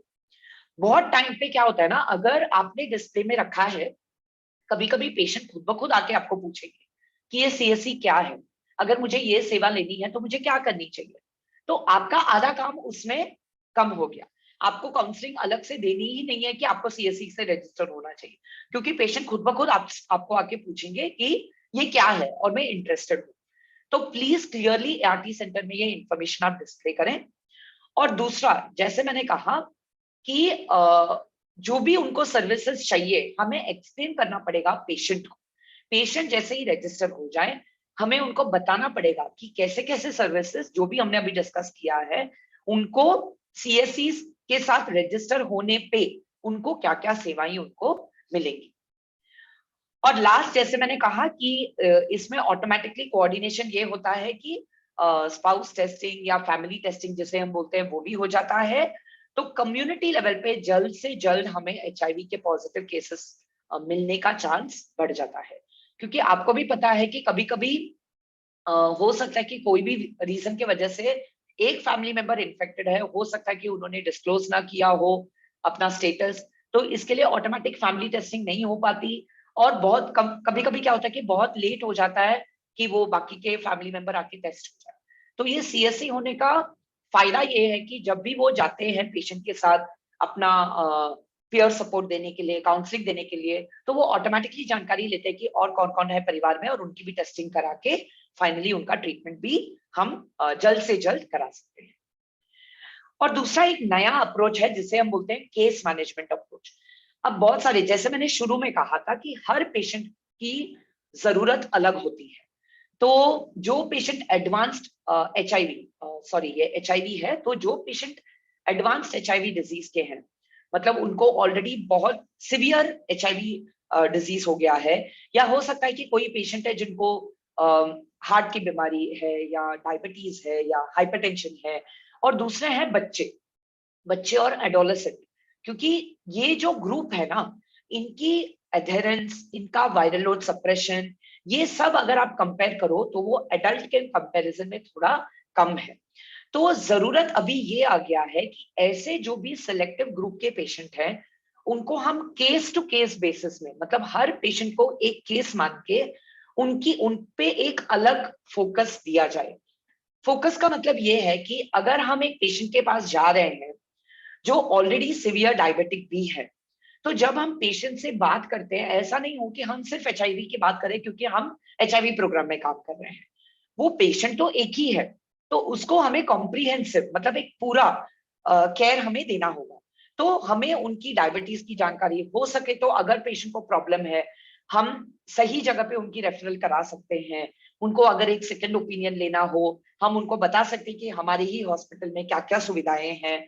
तो ये इसको बोलते हैं केस मैनेजमेंट, मतलब हर एक ग्रुप ऑफ पेशेंट को हम जो भी उनको सेवाएं की जरूरत है हम सब उनको दे। चिल्ड्रन में, बच्चों में और इम्पोर्टेंट क्या है, एज अप्रोप्रिएट काउंसलिंग। मतलब आपको भी पता है कि जो चीजें हम बड़ों को बोलते हैं काउंसलिंग के माध्यम से, वो हम बच्चों को नहीं बोलेंगे। तो ऐसे अलग से जो काउंसलिंग है, डिस्क्लोज कैसे करना है, और ये योजनाएं के साथ लिंकेजेस, ये सब एक केस मैनेजमेंट अप्रोच कम से कम ये सिलेक्टिव ग्रुप ऑफ पेशेंट्स के लिए सीएससी स्टाफ को करनी है। और दूसरा ये है, ये आपकी जो प्री टेस्ट के सवाल में भी ये आया था कि कौन से ग्रुप ऑफ पेशेंट हैं, क्योंकि आप लिस्ट शेयर कर सकते हो, आप करते हो सीएससी के साथ कि किन किन को उनको ट्रैकिंग करनी है। कौन से ऐसे लिस्ट है जिनको आपको हर सप्ताह में शेयर करनी है? तो 2 लिस्ट ऐसी है। पहले तो वो हैं जो रजिस्टर हो गए हैं आपके एआरटी सेंटर में, लेकिन एआरटी पे अभी तक इनिशिएट या शुरू नहीं हुए हैं, इनकी लिस्ट। और दूसरा है मिस या एलएफयू।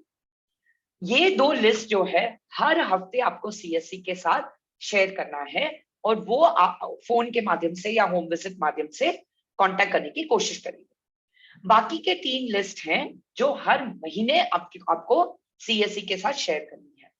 पहला लिस्ट वो है न्यूली इनिशिएटेड, मतलब जिनको भी आपने नए इनिशिएट किए हैं और उनका अभी तक 3 महीना पूरा नहीं हुआ है। तो ये पहले 3 महीने में हम कोशिश करते हैं कि पूरा उनका क्या बोले, बहुत इंटेंसिव फॉलोअप हो ताकि वो एलएफयू ना हो। तो ये जो लिस्ट है। और दूसरा है वायरली अनसप्रेस, मतलब वायरल लोड जिनका हाई हो और वो स्टेप अप काउंसलिंग उनका चल रहा है, लेकिन अभी भी उनका एडहेरेंस 80% से कम है। तो ऐसी पेशेंट की लिस्ट भी आप हर एक महीना शेयर करोगे सीएससी के साथ। और तीसरे वो हैं जो हमने अभी केस मैनेजमेंट की बात किया था। तो एडवांस्ड एचआईवी डिजीज के पेशेंट जिनको ऑलरेडी अनकंट्रोल्ड या severe diabetes, severe hypertension, kidney की बीमारी, सिवियर लिवर की बीमारी, कोई भी कोमॉर्बिडिटी हो, और ये चिल्ड्रन मतलब बच्चे और एडोलेसेंट, युवा ग्रुप, तो ये ग्रुप का भी हमें लिस्ट हर महीना शेयर करनी है। लेकिन हर हफ्ता जो शेयर करोगे वो 2 है, एक है रजिस्टर्ड बट लेकिन नॉट इनिशिएटेड, और दूसरा है मिस्ड और एलएफयू की लिस्ट। अब तो जैसे ये एड्रेस, मतलब जितना भी अभी हमने काम देखा सीएससी के साथ, हमने बोला कि उनके साथ कोऑर्डिनेशन बहुत स्ट्रांग होनी चाहिए। कैसे करेंगे? फर्स्ट मीडियम है हमारा एआरटी सीएससी कोऑर्डिनेशन मीटिंग। हर महीने हमें इंश्योर करनी चाहिए कि ये मीटिंग हो, प्रेफरेबली नोडल ऑफिसर को इसको लीड करनी चाहिए मीटिंग को। और ये मीटिंग इसके लिए होनी चाहिए ताकि हम क्या करें, एक रिव्यू कर पाए कि कौन सी लिस्ट थी जो हमने शेयर की इंफॉर्मेशन सीएससी के साथ, और उनको उनकी तरफ से हमारे पास क्या अपडेट है, मतलब उन्होंने वो लिस्ट पे क्या काम किया है और वो काम का हमें अपडेट क्या मिल रहा है। तो ये एम यही है कि हम देखें कि सीएससी का प्रोग्रेस क्या हो रहा है, और अगर नहीं हो रहा है, कहीं पे दिक्कत आ रही है या हमें रिजल्ट चाहिए वो नहीं मिल रहा है, तो हम कोई ना कोई प्लान ऑफ एक्शन या उसका जो सुझाव है हम साथ बैठ के वो निकाल सके। और दूसरी एक ऐसी मीटिंग है जो स्टेट ओवरसाइट मीटिंग होती है, ये हर 6 महीने में होती है, मतलब साल में 2 बार होती है। तो पूरे स्टेट लेवल पे जो भी कोऑर्डिनेशन इश्यू है एआरटी सेंटर और सीएससी का, वो गैप जो है वो एड्रेस होती है ये मीटिंग। तो अब हम आते हैं लास्ट सेक्शन हमारा जो इन्फेक्शन प्रिवेंशन और कंट्रोल है। तो इसमें मैं थोड़ा टाइम मैंने देखा तो we have I think about और 20-25 मिनट है। तो जो भी ऑलरेडी मैं कोशिश करूंगी कि जो आप रेफर कर पाए ये, क्योंकि आपको स्लाइड्स भी मिलेंगी, आपको गाइडलाइन डॉक्यूमेंट ऑलरेडी शेयर हो चुकी है, तो आप जो रेफर कर सकते हो आप प्लीज वापस जाके आप रेफर भी कर सकते हो यही स्लाइड्स। अगर आपको कोई समस्या है तो वापस आप हमें लिख सकते हैं आपके क्वेश्चंस या सवाल। तो इन्फेक्शन प्रिवेंशन कंट्रोल आप सबको पता है, ये एक बहुत साइंटिफिक अप्रोच है। मतलब क्यों करते हैं ये, क्यों इसलिए करते हैं क्योंकि आपको पता है कि जो भी आरटी सेंटर में बैठे हैं ये एक बहुत हाई रिस्क सेटिंग है। क्यों हाई रिस्क है? क्योंकि आपको भी पता है कि हमारे पेशेंट ऑलरेडी इम्यूनो कॉम्प्रोमाइज्ड है, मतलब उनकी जो लड़ने की या प्रतिरक्षा जो बोलते हैं वो शक्ति ऑलरेडी उनमें कम है। और जब वो पेशेंट हमारे पास आते हैं तो बहुत सारे होते हैं, आपको भी पता है कि बहुत सारे पेशेंट को टीबी होते हैं, टीबी होता है, टीबी की ट्रीटमेंट भी हम हमारे एआरटी सेंटर से ही दे रहे हैं। तो इसमें क्या होता है कि जो स्टाफ बैठे हैं आरटी सेंटर में, उनको भी एक रिस्क रहता है कि वो इन्फेक्शन पेशेंट से हमें ना आए। तो कहने का मकसद ये है कि अगर हमने ये इन्फेक्शन प्रिवेंशन का जो भी मेजर हम डिस्कस करने वाले हैं, अगर हमने ये बराबर हमारे सेंटर में फॉलो किया, तो बहुत कम चांसेस है कि जो इन्फेक्शन के साथ पेशेंट आ रहे हैं हमारे सेंटर में, वो इन्फेक्शन हमें हो। जैसे मैंने बोला कि टीबी हो सकता है, और ये कोविड में तो हमें मतलब और हमें पता चला कि क्यों जरूरी है ये आईपीसी बनाए रखना। तो दो टाइप ऑफ आईपीसी होता है, मतलब ये प्रिवेंशन कंट्रोल की जो हम बात करते हैं। एक होता है स्टैंडर्ड प्रिकॉशन। स्टैंडर्ड मतलब आपको ये नहीं देखना चाहिए कि पेशेंट एचआईवी पॉजिटिव है या नहीं है, पेशेंट का वायरल सप्रेशन हुआ है नहीं है, पेशेंट को टीबी हुआ है नहीं है, कुछ भी नहीं देखना है। ये प्रिकॉशन ऐसे हैं जो आपको हर टाइम हर वक्त करनी ही है, आपको कोई चॉइस ही नहीं है। वो होता है स्टैंडर्ड प्रिकॉशन। ट्रांसमिशन मतलब स्टैंडर्ड प्रिकॉशन तो आप ले ही रहे हो, आप कर ही रहे हो, उसके अलावा आपको ट्रांसमिशन के आधार पर, मतलब हो सकता है जैसे हमने कोविड में किया था, हमें पता था कि रेस्पिरेशन जो हम बोलते हैं कि श्वसन का जो ड्रॉपलेट है उससे वो फैलता है, हवा में फैलती है, ये डर था हमें। तो इसके लिए हमें अलग से ट्रांसमिशन बेस्ड प्रिकॉशन भी लेनी होगी। लेकिन प्लीज याद रखें कि ट्रांसमिशन बेस्ड प्रिकॉशन हम अलग से स्टैंडर्ड को छोड़ के नहीं ले सकते। स्टैंडर्ड प्रिकॉशन वो है जो हमें हर टाइम हर वक्त करनी ही होगी, और उसके अलावा जहां पे भी जरूरत पड़े हमें ये ट्रांसमिशन के आधार पर जो प्रिकॉशंस है हमें वो भी लेनी होगी। तो स्टैंडर्ड प्रिकॉशन में क्या आता है, जैसे मैंने बोला, हर वक्त हर पेशेंट के लिए हर एक्टिविटी के लिए हमें ये प्रिकॉशन लेनी है, उसे हम कहते हैं स्टैंडर्ड प्रिकॉशन। तो ये ना केवल एआरटी सेंटर में, ये लिंक एआरटी सेंटर में भी या एलएसी प्लस सेंटर, जो भी सेंटर में पेशेंट आते हैं वो सेंटर्स में ये लागू होती है। तो इसके कंपोनेंट्स क्या है? पहले तो है हाथ की स्वच्छता, आपको भी पता है हैंड हाइजीन। तो ये ऐसा नहीं है कि अगर कोई टीबी का पेशेंट आए, अगर कोई पेशेंट मतलब पॉजिटिव आए तभी हमें जाके हाथ धोने हैं, नहीं। हैंड हाइजीन, तो ये सारे जो भी हम कंपोनेंट डिस्कस करने वाले हैं ये वो है जो हमें हर टाइम ध्यान पे रखनी है। तो हैंड हाइजीन मतलब आपको पता है हाथ की स्वच्छता। रेस्पिरेटरी हाइजीन या कफ एटिकेट, मतलब जब खांसी होती है या जब छींक आती है या श्वसन की स्वच्छता जो हम बोलते हैं, उसके लिए हमें जो भी करनी है। पर्सनल प्रोटेक्टिव इक्विपमेंट, ये आपका हो गया जो भी आप प्रोटेक्टिव इक्विपमेंट, जैसे आपने अभी कोविड में भी आपने देखा होगा, आपका हेड कैप हो या मास्क हो, ग्लव्स हो, आपका एप्रन हो, सब कुछ वो सारा पर्सनल प्रोटेक्टिव इक्विपमेंट में आ गया। सेफ इंजेक्शन प्रैक्टिसेस, अभी हमें भी पता कि एआरटी सेंटर में इतना ज्यादा इंजेक्शन का यूज तो नहीं होता है, लेकिन जहां पे भी हो रही है हमें ये देखना है कि वो प्रॉपर प्रोटोकॉल के हिसाब से हमने इंजेक्शन का जो है या जो भी शार्प है वो यूज करने के बाद सही हमने डिस्पोज किया है कि नहीं, वो सब हमें देखनी चाहिए। नेक्स्ट है पेशेंट इक्विपमेंट, मतलब पेशेंट केयर करने के लिए जो भी इक्विपमेंट यूज होता है। तो हमारे सेंटर में अगर आप देखेंगे तो जो स्टेथोस्कोप है या जो बीपी की अपैरेटस है वो सब भी हमें साफ और सुरक्षित रखनी है। फिर आ गया एनवायरमेंटल क्लीनिंग। एनवायरमेंटल मतलब पर्यावरण, जहां पे भी हम लोग बैठे हैं वो जगह या हमारी पूरी सेंटर, उसकी स्वच्छता। फिर है safe handling of linen. Linen मतलब कपड़े, तो हो सकता है कि आपके जो एग्जामिनिंग टेबल है वो टेबल पे कोई कपड़ा लगा हो, तो ये सारी चीजें का जो भी प्रोटोकॉल है वो फॉलो होनी चाहिए।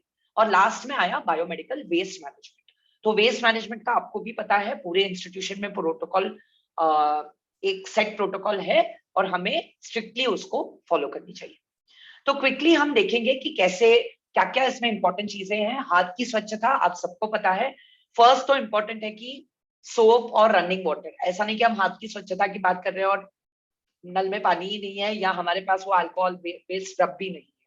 तो जो भी हमें चाहिए वो स्वच्छता रखने के लिए वो चीजें होनी चाहिए सेंटर में। और जैसे बोलते हैं कि हैंड हाइजीन का जो भी है पोस्टर लगा के रखें, हर जगह एआरटी सेंटर में पोस्टर लगा के रखें। और जो भी इन्फेक्शन कंट्रोल कमेटी है आपके अस्पताल में, उनको ऑडिट करती रहनी है, मतलब उनको आके विजिट्स पे देखना चाहिए कि कितने लोग ये प्रोटोकॉल फॉलो कर रहे हैं या नहीं कर रहे हैं। फिर आया रेस्पिरेटरी हाइजीन, ये आप सबको पता है, सर्दी है, मतलब छींक है या खांसी है, आपका मुंह हमेशा ढक के रखना चाहिए, या तो आप मास्क कवर करें। आपके पेशेंट्स अगर कोई कफ कर रहे हैं, प्लीज उनको मास्क प्रोवाइड करें। और जैसे हम ऑलरेडी डिस्कस कर चुके हैं, फास्ट ट्रैकिंग उनको कराएं। और हर टाइम अगर आपने कोई टिश्यू यूज किया ढकने के लिए, टिश्यू आपने डस्टबिन में डाल दिया, उसके बाद तुरंत हाथ साफ करनी चाहिए। फिर आया पीपीई। अब प्लीज याद रखें, पीपीई है तो प्रॉपर गाइडेंस होनी चाहिए। मेडिकल ऑफिसर, नोडल ऑफिसर को ये गाइडेंस देनी चाहिए बाकी स्टाफ को कि किसको पीपी की जरूरत है और किसको नहीं है। और जिनको पीपी की जरूरत है उनकी प्रॉपर ट्रेनिंग लेनी चाहिए कि वो कैसे पीपी डालना है, कैसे निकालना है, यूज कैसे करना है, इसकी प्रॉपर ट्रेनिंग होनी चाहिए। इंजेक्शन में जैसे मैंने कहा, इंजेक्शन हमारा यूज काफी मिनिमल है, लेकिन जब मैंने बोला कि स्टाफ नर्स हैं जो वार्ड में जाती हैं, उनको वो देखते हैं कि वार्ड में क्या क्या प्रैक्टिसेस हैं, तो जब भी आप विजिट करते हो, अगर आपको लगे कि कहीं पे ये प्रोटोकॉल फॉलो नहीं हो रहा है, तो प्लीज आपके इंचार्ज को आके बताएं ताकि हम उसको करेक्ट करवाएं। और मतलब हमेशा आपको भी पता है कि इंजेक्शन देने के पहले या नीड हो तो ग्लव्स पहन के रखना चाहिए। नीडल कभी भी हमें वापस यूज करके कभी भी उसको रीकैप, मतलब कैप वापस डालना नहीं चाहिए। मल्टी डोज का वायल जो है वो नहीं यूज। और इक्विपमेंट में जैसे मैंने ऑलरेडी कहा, स्टेथोस्कोप हो सकता है, थर्मोमीटर हो सकता है, बीपी अपैरेटस, जो भी इक्विपमेंट आप ओपीडी में यूज कर रहे हो वो हमेशा डिसइंफेक्टेंट के साथ प्रॉपर सफाई उसकी होनी चाहिए। आपकी पर्यावरण, मतलब आपका सेंटर की जब तक सवाल है, आपको पोछाई, मतलब वो तो होता ही है आपके सेंटर में, प्लीज रेगुलरली आप देखें कि वो हो। और जो भी मतलब बहुत यूज होते हैं सर्विसेज, आप मतलब सरफेस जो बोलते हैं कि टेबल हो या बेड की रेलिंग हो या चेयर का जो आर्म हो, तो ये सब डेली बेसिस पे साफ होनी चाहिए। और इक्विपमेंट जैसे लिनन का मैंने बोला, ये आपको कोऑर्डिनेशन करना है। अगर आपके ओपीडी में ऐसे कोई लिनन या कपड़े यूज कर रहे हैं आप, तो प्लीज कोऑर्डिनेशन रखें आपके CSSD डिपार्टमेंट, मतलब सेंट्रल सप्लाई स्टेरिलाइजेशन डिपार्टमेंट होती है हॉस्पिटल में, और वो उनके साथ कोऑर्डिनेशन में आपको वो पूरा प्रोसीजर या प्रोटोकॉल फॉलो करनी है। बायोमेडिकल वेस्ट में मैं डिटेल में नहीं जाऊंगी, यहाँ पे ऑलरेडी टेबल है, आपको भी पता है कि कलर कोडेड बैग्स होते हैं, कौन से कलर पे क्या डलना चाहिए वो गाइडेंस ऑलरेडी है। तो प्लीज इंश्योर करें कि आप भी ये फॉलो करें। जहां पे भी हॉस्पिटल में आप विजिट के लिए या पेशेंट देखने के लिए जाते हो, वहां पे भी आप देखें कि ये फॉलो हो रहा है या नहीं। ये सिर्फ हमारी भला के लिए नहीं है, ये ओवरऑल आपको भी पता है कि हॉस्पिटल में किसी को भी इन्फेक्शन अगर हुआ, रिस्क हमें ही है। तो हमारी रिस्क को अगर कम करनी है तो हमें ओवरऑल देखना चाहिए कि ये प्रैक्टिसेस हर जगह फॉलो हो रहे हैं या नहीं। ट्रांसमिशन बेस, तो जैसे मैंने कहा कि अभी तक हो गया स्टैंडर्ड, ये जो भी हमने अभी तक बात की थी, ये इररेस्पेक्टिव ऑफ कोविड आया नहीं आया, टीबी है नहीं है, हर टाइम पे ये सारा प्रोटोकॉल फॉलो होना चाहिए। लेकिन अगर पता चल गया, फॉर एग्जाम्पल हम कोविड का ही लेते हैं, कि अगर हमें पता चल गया कि ऐसा कोई डिजीज है, कोई नया एजेंट है, कोई नया इन्फेक्शन है, तो उसके लिए हमें स्टैंडर्ड के अलावा जो भी एडिशनल प्रिकॉशन की गाइडलाइंस जो भी आती है, तभी जो भी आपके हॉस्पिटल की तरफ से आपको गाइडलाइन आती है वो आपको फॉलो करनी है। तो ये एक हायरार्की है, जैसे हम बोलते हैं कि मैनेजरियल, मतलब मैनेजमेंट के लेवल पे क्या क्या ऐसे मेजर्स हैं इन्फेक्शन प्रिवेंशन कंट्रोल के, उसके नीचे आया प्रशासन, फिर आया आपका पर्यावरण मतलब एनवायरमेंट, और लास्ट में आया पीपीई। तो हर लेवल पे ये इन्फेक्शन प्रिवेंशन कंट्रोल, तो ऐसा नहीं कि आईपीसी हम सिर्फ एआरटी सेंटर के लिए देखेंगे, जैसे मैंने कहा ये पूरा मैनेजमेंट का सवाल है, आपके पूरे इंस्टीट्यूशन में ये आईपीसी का कॉन्सेप्ट फॉलो होना चाहिए, तभी वो आईपीसी का फायदा है। अगर सिर्फ मेरे सेंटर में फॉलो हो रहा है और बाकी कहीं पे भी फॉलो नहीं हो रहा है, तो जो इन्फेक्शन हम कम कराना चाहते हैं आईपीसी करा के, वो तो होगा ही नहीं, क्योंकि बाकी जगह पे ऑलरेडी इन्फेक्शन बढ़ गया रहेगा। तो ये जरूरी है कि पूरे इंस्टीट्यूशन में ये मेजर्स लागू हो। तो ये थोड़े मतलब मैनेजमेंट के लेवल पे अगर हम बात करें, एक इन्फेक्शन कंट्रोल की कमिटी होनी चाहिए आपकी, जो देखे प्रॉपर कि हर जगह पे ये फॉलो हो रहा है कि नहीं। एडमिनिस्ट्रेटिव लेवल पे अब ये है, जैसे नॉर्मल चीजें आपको भी पता है कि मेरा अगर टेबल है रजिस्ट्रेशन डेस्क है जहां हमारी स्टाफ बैठती है और जहां वेटिंग एरिया है, हर जगह पे हम बोलते हैं कि मिनिमम 6 फुट की डिस्टेंस होनी चाहिए। तो ये सवाल आपके प्री टेस्ट में भी आया था, ये थोड़ा कंफ्यूजिंग था। ये है कि ये रूल है, गाइडेंस है कि मिनिमम 6 फुट का डिस्टेंस होना चाहिए। दूसरा है कि खुला होना चाहिए आपका एआरटी सेंटर, जहां पे भी हो हम बोलते हैं कि स्प्लिट एसी का आप उपयोग ना करें। हमेशा खिड़की जो भी है खिड़की को खुला रखें, हवादार होना चाहिए आपका एआरटी सेंटर, तभी वो एयर की सर्कुलेशन बनाए रखे, मतलब बनाया रहेगा। और इसलिए हम बोलते हैं कि अगर कोई इंफेक्शन भी हो, अगर वो सर्कुलेशन बनाए रखे तो हमें इंफेक्शन एक जन से दूसरे जन के पास वो ट्रांसमिट होने का चांस कम हो जाता है। अभी ये एक एक्चुअल एआरटी सेंटर का फोटो है, आप देख सकते हो कि कोविड में भी कैसे उन्होंने प्रॉपर डिस्टेंसिंग रखी है। तो ऐसा नहीं कि ये इम्पॉसिबल है, और ऐसा नहीं है कि सबके लिए पैसा चाहिए। थोड़े ऐसे भी सुझाव हैं जो बिना पैसे के, बिना एक्सपेंस के हम हमारे सेंटर में करा सकते हैं, और ये इन्फेक्शन प्रिवेंशन कंट्रोल मेजर हम कर सकते हैं। दूसरा आप देख सकते हैं, हम ये भी बोलते हैं कि जैसे मैंने अभी बोला कि स्प्लिट एसी वगैरह हमें अवॉइड करनी चाहिए। जितना हो सके exhaust fan, table fan, table fan भी ऐसा होना चाहिए कि हवा का डायरेक्शन ऐसा हो कि वो हमें मतलब बाहर की तरफ हवा निकले, ऐसा नहीं कि अंदर के अंदर घूमते रहे। और दूसरा ये हम बोलते हैं कि क्राउडिंग या क्रिस क्रॉसिंग बोलते हैं, मतलब इधर उधर जाना। तो हर पेशेंट ऐसा नहीं होना चाहिए कि मेरा पेशेंट यहाँ से निकला, वो पहले स्टाफ नर्स जो यहाँ बैठे हैं उनके पास गए, फिर इधर गए काउंसलर से मिले, फिर वापस आए फार्मासिस्ट के पास, मतलब एक ही जगह पे चक्कर काटना बार बार बार बार, ये नहीं होना चाहिए। तो ये गलत है। उसके अलावा उसके बजाय कैसा होना चाहिए आपका फ्लो, कि एक जगह पेशेंट आए, वो हर सीरीज में जो भी है अपने स्टाफ को मिले और सीधा बाहर निकले। तो इसके लिए मैं ये नहीं कह रही हूँ कि हम जाके रिक्वेस्ट दे कि हमें ये दीवार हटानी है, या हमें नया बिल्डिंग कराना है, या रूम हमें नहीं चाहिए, या खिड़की बनाना है दीवार को खोद के, ऐसा नहीं है। जो सेंटर पे आप हो, जितना इंफ्रास्ट्रक्चर आपके पास है, उसमें भी डेफिनेटली अगर आप एक्सपर्ट ओपिनियन लें, हम बहुत आसान तरीके से ये सारा जो आईपीसी का मेजर है वो हम लागू करा सकते हैं। तो प्लीज इसके बारे में मतलब आप भी जाके सोचिए, क्योंकि आपको भी पता चलेगा कि ये सब करने से खतरा स्टाफ को ही ज्यादा है, क्योंकि पूरा टाइम आप ही बैठे हो। तो हमें पूरी कोशिश करनी चाहिए कि जितने मेजर्स हो सके, जो भी फीजिबल है, जैसे मैंने बोला कि ऐसा नहीं कि आउट ऑफ द वे जाके हम सब कुछ कराने की कोशिश करें, लेकिन जितना हो हमें उतना फॉलो करने की कोशिश करनी चाहिए। तो अभी मैं आती हूँ, आई थिंक ये 2-3 स्लाइड आप रेफर कर सकते हो क्योंकि ये ज्यादा नहीं है। I will move to the last section जो पीईपी के बारे में है। तो ये लास्ट के 10 मिनट हम बस पीईपी डिस्कस करेंगे। बाकी के जैसे मैंने कहा स्लाइड्स आपके पास हैं, आप प्लीज रेफर बैक कर सकते हैं। कोई भी सवाल अगर है आप प्लीज हमें लिख सकते हैं। तो ये है पोस्ट एक्सपोजर प्रोफाइलैक्सिस। अभी आपको भी पता है कि बहुत सारे स्टाफ हो सकता है, मेडिकल स्टूडेंट्स हो सकते हैं, अगर मेडिकल कॉलेज में तो आई थिंक हम सब लोग ने ये ऐसा एक टाइम गुजारा ही है जब हमें पीईपी की जरूरत पड़े। हो सकता है कि हमारी इंटर्नशिप में हो, हमारी रेसिडेंसी में हो, और हम सब लोग I think most of the doctors जो भी हैं सेशन में, या स्टाफ नर्स भी हो सकते हैं, जो ये दौर मतलब ये दौर से गुजरे ही है कभी ना कभी जिंदगी में। तो आपको भी पता है कि ये मेंटली कितना टैक्सिंग है। एक बार मुझे अगर पता चल गया कि हो सकता है कि ट्रांसमिट हो गया इन्फेक्शन मुझे, तो वो शॉक से निकलने को ही थोड़ा टाइम लगता है सबको। तो प्लीज जब भी कोई पीईपी के जरूरत या पीईपी के कंसल्टिंग के लिए कोई आपके पास आए, आप प्लीज थोड़ा वो बैकग्राउंड आपके मन में रखें कि जो आ रहे हैं वो पूरा इमोशनल शॉक पे आ रहे हैं। तो जब वो आपके पास आए, आप प्लीज उनका ऑब्वियसली इंफॉर्मेशन तो हमें जानकारी सब कुछ देनी चाहिए, पूरी जानकारी देनी चाहिए, लेकिन एट द सेम टाइम जो भी हम सपोर्ट उनको दे पाए, एक काउंसलिंग सपोर्ट या मेंटल सपोर्ट, हमें वो देनी चाहिए।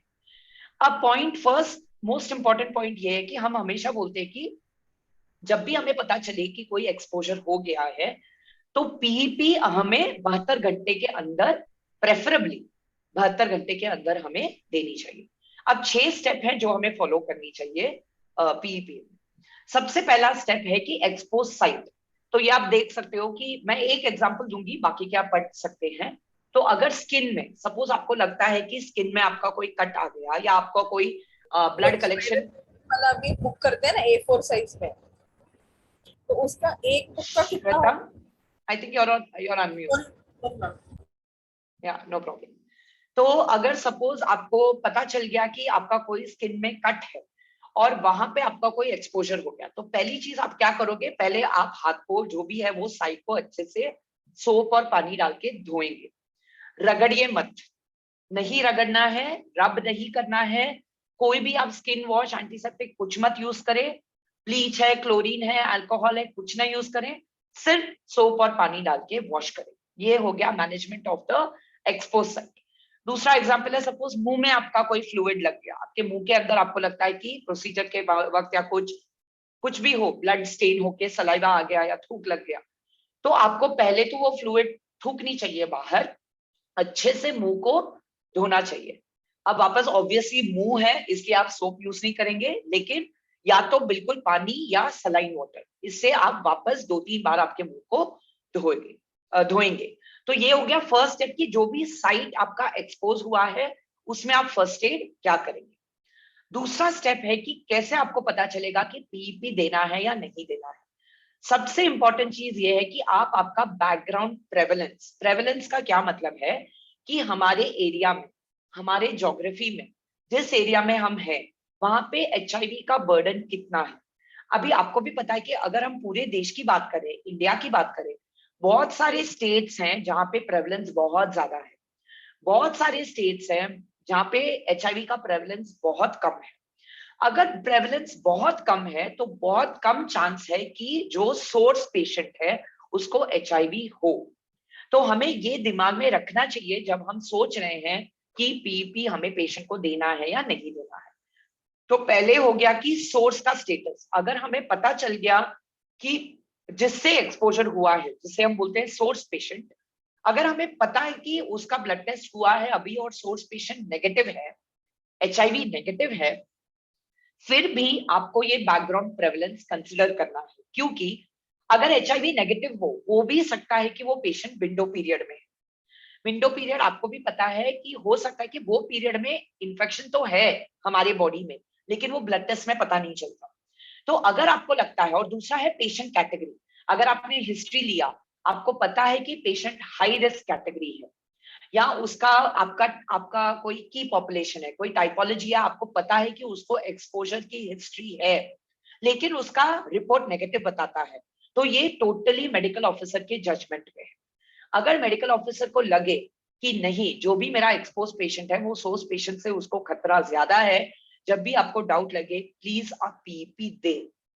आप ऐसा ना, मतलब ऐसा नहीं होना चाहिए कि मैं डाउट में हूं, दूं ना दूं, अगर वैसा डाउट आए आप प्लीज पीईपी दे दें।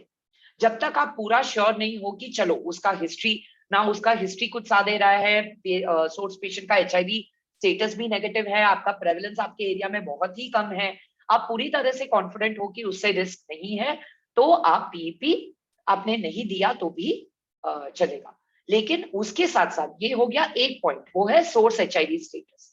सेकेंड है type and severity of exposure, मतलब एक्सपोजर किसके साथ हुआ, क्या वो डायरेक्टली खून के साथ एक्सपोजर था, तो ये सारा हाई रिस्क कैटेगरी हो गया।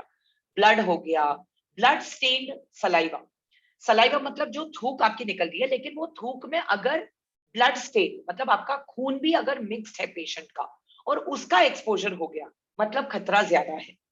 तो ब्रेस्ट मिल्क का खतरा ज्यादा है, जेनाइटल सिक्रीशन का, आपका CSF fluid, peritoneal fluid, pericardial fluid, ये सब high risk body type fluid है। तो ये भी कंसिडर करके आपको डिसीजन लेनी होगी कि पेप आपको देना है या नहीं देना है। और दूसरा जो खतरे वाला एक्सपोजर है वो क्या है, एक तो ऑब्वियस है सेक्सुअल एक्सपोजर, जैसे हमारे पास रेप केसेस आते हैं, it is a high risk exposure, तो हमें पीईपी देनी होगी। सेकेंड एक्सपोजर है कि कुछ खून है या ब्लड स्टेन सलाइवा डायरेक्टली आपको आंख में लग गया वो पेशेंट को या हेल्थ केयर वर्कर को, या आपके मुंह के अंदर, लेकिन वो ब्लड था, तो ये सब हाई रिस्क एक्सपोजर है। और दूसरा हो गया पेरेंटरल एक्सपोजर, जिसे हम बोलते हैं ऑक्यूपेशनल एक्सपोजर, मतलब आईवी डालते वक्त या ब्लड कलेक्शन के वक्त आपका जो हाई बोर नीडल है वो अंदर घुस गया और आपको पता था कि पेशेंट पॉजिटिव है, या बहुत सिवियर आपको इंजरी लग गया, मतलब डीप वुंड जिसे हम बोलते हैं, वो भी हाई रिस्क है। तो ये सारी कैटेगरी जो है ये हाई रिस्क है, मतलब ऐसा कोई भी एक्सपोजर का अगर हिस्ट्री है तो आपको पीपी वो जो भी मतलब जो भी क्लाइंट है वो पीपी देना है आपको। कहाँ पे हम पीपी मतलब नहीं देंगे, तो जो एक्सपोज्ड इंडिविजुअल है मतलब जिसको भी एक्सपोजर हो चुका है, अगर वो पेशेंट ऑलरेडी एचआईवी पॉजिटिव है तो ऑब्वियस है कि हम पीपी नहीं देंगे। हम इंश्योर करेंगे कि पेशेंट को पूरा एआरटी रेजिमेंट मिले, मतलब उसको एआरटी अगर नहीं चालू है ऑलरेडी तो उसका हम एआरटी शुरू करें। और सेकेंड चीज जैसे मैंने बोला, when source is HIV negative, तो हमें पता है कॉन्फिडेंटली कि सोर्स पेशेंट जो है वो एचआईवी नेगेटिव है। लेकिन जैसे मैंने इसमें एक क्लॉज आता है कि अगर आपको डाउटफुल है पेशेंट का हिस्ट्री देख के, पेशेंट का टाइपोलॉजी देख के आपको डाउट लग रहा है कि नहीं पेशेंट तो नेगेटिव है लेकिन हो सकता है कि वो विंडो पीरियड में है, तो फिर भी आपको एक्सपोज्ड इंडिविजुअल को पीपी देना पड़ेगा। और दूसरा मैंने जो कहा कि कोई बॉडी कई बॉडी फ्लूइड है जो ज्यादा खतरे के कैटेगरी में नहीं आते, तो वो क्या क्या है, आपके आंसू, पसीना, यूरिन और सलाइवा, थूक, लेकिन जिसमें खून ना हो। तो ये सारा ऐसा एक्सपोजर है जिसमें ज्यादा एचआईवी ट्रांसमिशन का रिस्क खतरा नहीं है, तो पीईपी नहीं देंगे, पीईपी देने की जरूरत नहीं है। और लास्ट है एक्सपोजर टू इंटैक्ट स्किन। तो जैसे मैंने बोला अगर स्किन में कट है और फिर कोई फ्लूइड का एक्सपोजर हुआ मतलब खतरा ज्यादा हो गया, लेकिन मेरा अगर स्किन बहुत इंटैक्ट है मतलब कुछ कट नहीं है, ना ब्रेड है, कुछ भी नहीं हुआ है, तो फिर भी मेरा एचआईवी का जो कैच करने का खतरा है वो कम है, तो पीपी नहीं देंगे तो भी चलेगा। अब स्टेप 3 जैसे मैंने बोला, पीपी देखिए पीपी मैंडेटरी नहीं है, हम किसी को फोर्स नहीं कर सकते कि आपको पीपी लेना ही है, तो इसलिए इन्फॉर्म्ड कंसेंट लेना बहुत जरूरी है। जो भी एक्सपोज्ड पर्सन आपके पास आते हैं, एक्सपोजन जो आते हैं, उनको आपको कंप्लीट इंफॉर्मेशन देनी चाहिए कि पीईपी क्या है, कितने दिन के लिए लेना है, हमने क्यों उनको पीईपी दिया है। और उसके साथ साथ ये भी बोलना चाहिए कि जब तक उनके 3 महीने का टेस्ट, एचआईवी टेस्ट वापस करके नेगेटिव नहीं हो सकता, नेगेटिव नहीं आता, तब तक उनको सेफ सेक्स प्रैक्टिस जारी रखनी है। और जैसे मैंने कहा प्लीज साइकोलॉजिकल सपोर्ट दीजिए, क्योंकि वो डर के वजह से ही बहुत सारे पेशेंट जो है पीपी कंप्लीट नहीं करते। तो प्लीज हमें उनको मोटिवेटेड रखनी चाहिए और हमें उनको वो करेज देना चाहिए कि अगर वो फॉलो करेंगे तो एचआईवी का ट्रांसमिशन का रिस्क बहुत कम है। अब फोर्थ है कि लैब इन्वेस्टिगेशन। तो रेकमेंडेड ये है कि बेसलाइन पीपी मतलब जल्द से जल्द हमें एचआईवी, हेपेटाइटिस और एचसीवी तीनों की टेस्टिंग हमें करनी चाहिए। लेकिन जैसे मैंने कहा एचआईवी टेस्टिंग अगेन हम फोर्सिंग नहीं कर सकते, इन्फॉर्म कंसेंट लेनी होगी, और अगर वो पेशेंट राजी है तभी हम उसकी एचआईवी बेसलाइन टेस्टिंग कर सकते हैं। और अगर वो एचआईवी पॉजिटिव आ गया तो ऑब्वियस है कि हमें पेप बंद करके उसको प्रॉपर एआरटी सेंटर रेफर करके इंश्योर करना पड़ेगा कि उसका एआरटी का रेजिमेंट चालू हो, मतलब वो पेप नहीं बोला जाएगा, वो एआरटी ट्रीटमेंट बोला जाएगा। फिफ्थ है कि पेप मतलब कब देंगे, तो मैक्सिमम एफिकेसी जब है, मैक्सिमम एफिशिएंसी पीईपी का तब है जब वो एक्सपोजर के 2 घंटे के अंदर हम दें। लेकिन अगर 2 घंटे के अंदर भी हम नहीं दे पा रहे हैं, प्रेफरेबल गाइडलाइन में ये है कि 72 घंटे के अंदर हमने अगर दे दिया पेप तो फिर भी वो अपना मैक्सिमम काम करेगा।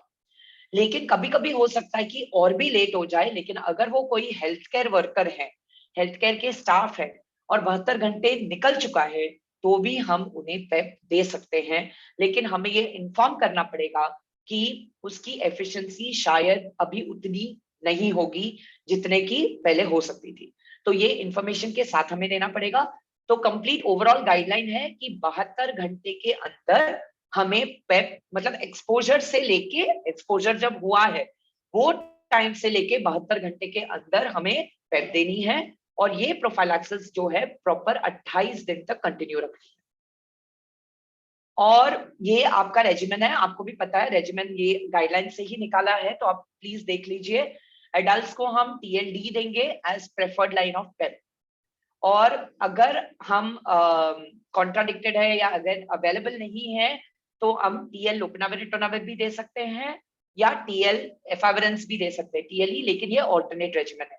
First preferred regiment is always TLE. बच्चे जो हैं 20 kg के ऊपर हैं, 6 साल के ऊपर हैं, उनको हम देंगे ZLD, फर्स्ट प्रेफर्ड चॉइस है, और अगर 20 किलो से कम है तो हम देंगे ZL लोपिराविरिटोल। तो ये रेकमेंडेड रेजिमेन है। और फाइनली लास्ट स्टेप है फॉलो अप का। तो जैसे ही प्लीज जब पेशेंट आए, जब आपने पेप शुरू किया, हमें फॉलो अप करना है 7वें दिन में, 14वें दिन में, 28 दिन में और 12 हफ्ते के बाद। हर फॉलो अप टेस्टिंग हम करेंगे 4 हफ्ते के बाद। अगर नेगेटिव है तो हम वापस टेस्टिंग करके देखेंगे 12 हफ्ते के बाद। और अगर पॉजिटिव आए तो जैसे मैंने कहा, उनको ART में रजिस्टर करा के ART सेंटर में हमें ट्रीटमेंट शुरू करनी होगी। तो एंड ऑलवेज प्लीज काउंसल करें, उनको एडवर्स इफेक्ट के बारे में भी बताएं कि अगर कोई माइनर एडवर्स इफेक्ट है इट इज ओके, उनको कंटिन्यू रखनी है, लेकिन हमें पूरी मोटिवेशन देनी है कि वो अपना रेजिमेंट कंप्लीट 28 डेज का जो रेजिमेंट है वो कंप्लीट करें। तो most important, I think this is my last slide. तो ये है कि बोल तो रहे हैं कि पेप हमें देनी है, और जैसे मैंने कहा कि हम बोल रहे हैं कि 2 घंटे के अंदर दो, 72 घंटे के अंदर दो। इसका मतलब ये है कि जहां पे भी जरूरत है पेप की दवाई, पोस्ट एक्सपोजर प्रोफिलैक्सिस की दवाई अवेलेबल होनी चाहिए। तो जो भी है, जैसा हो सकता है कि आपके कैजुअलिटी में, आपके हॉस्पिटल के कैजुअलिटी में, आपके OT में, लेबर रूम में, ICU में, इमरजेंसी के वार्ड में, हर जगह PEP का ड्रग अवेलेबल होना चाहिए।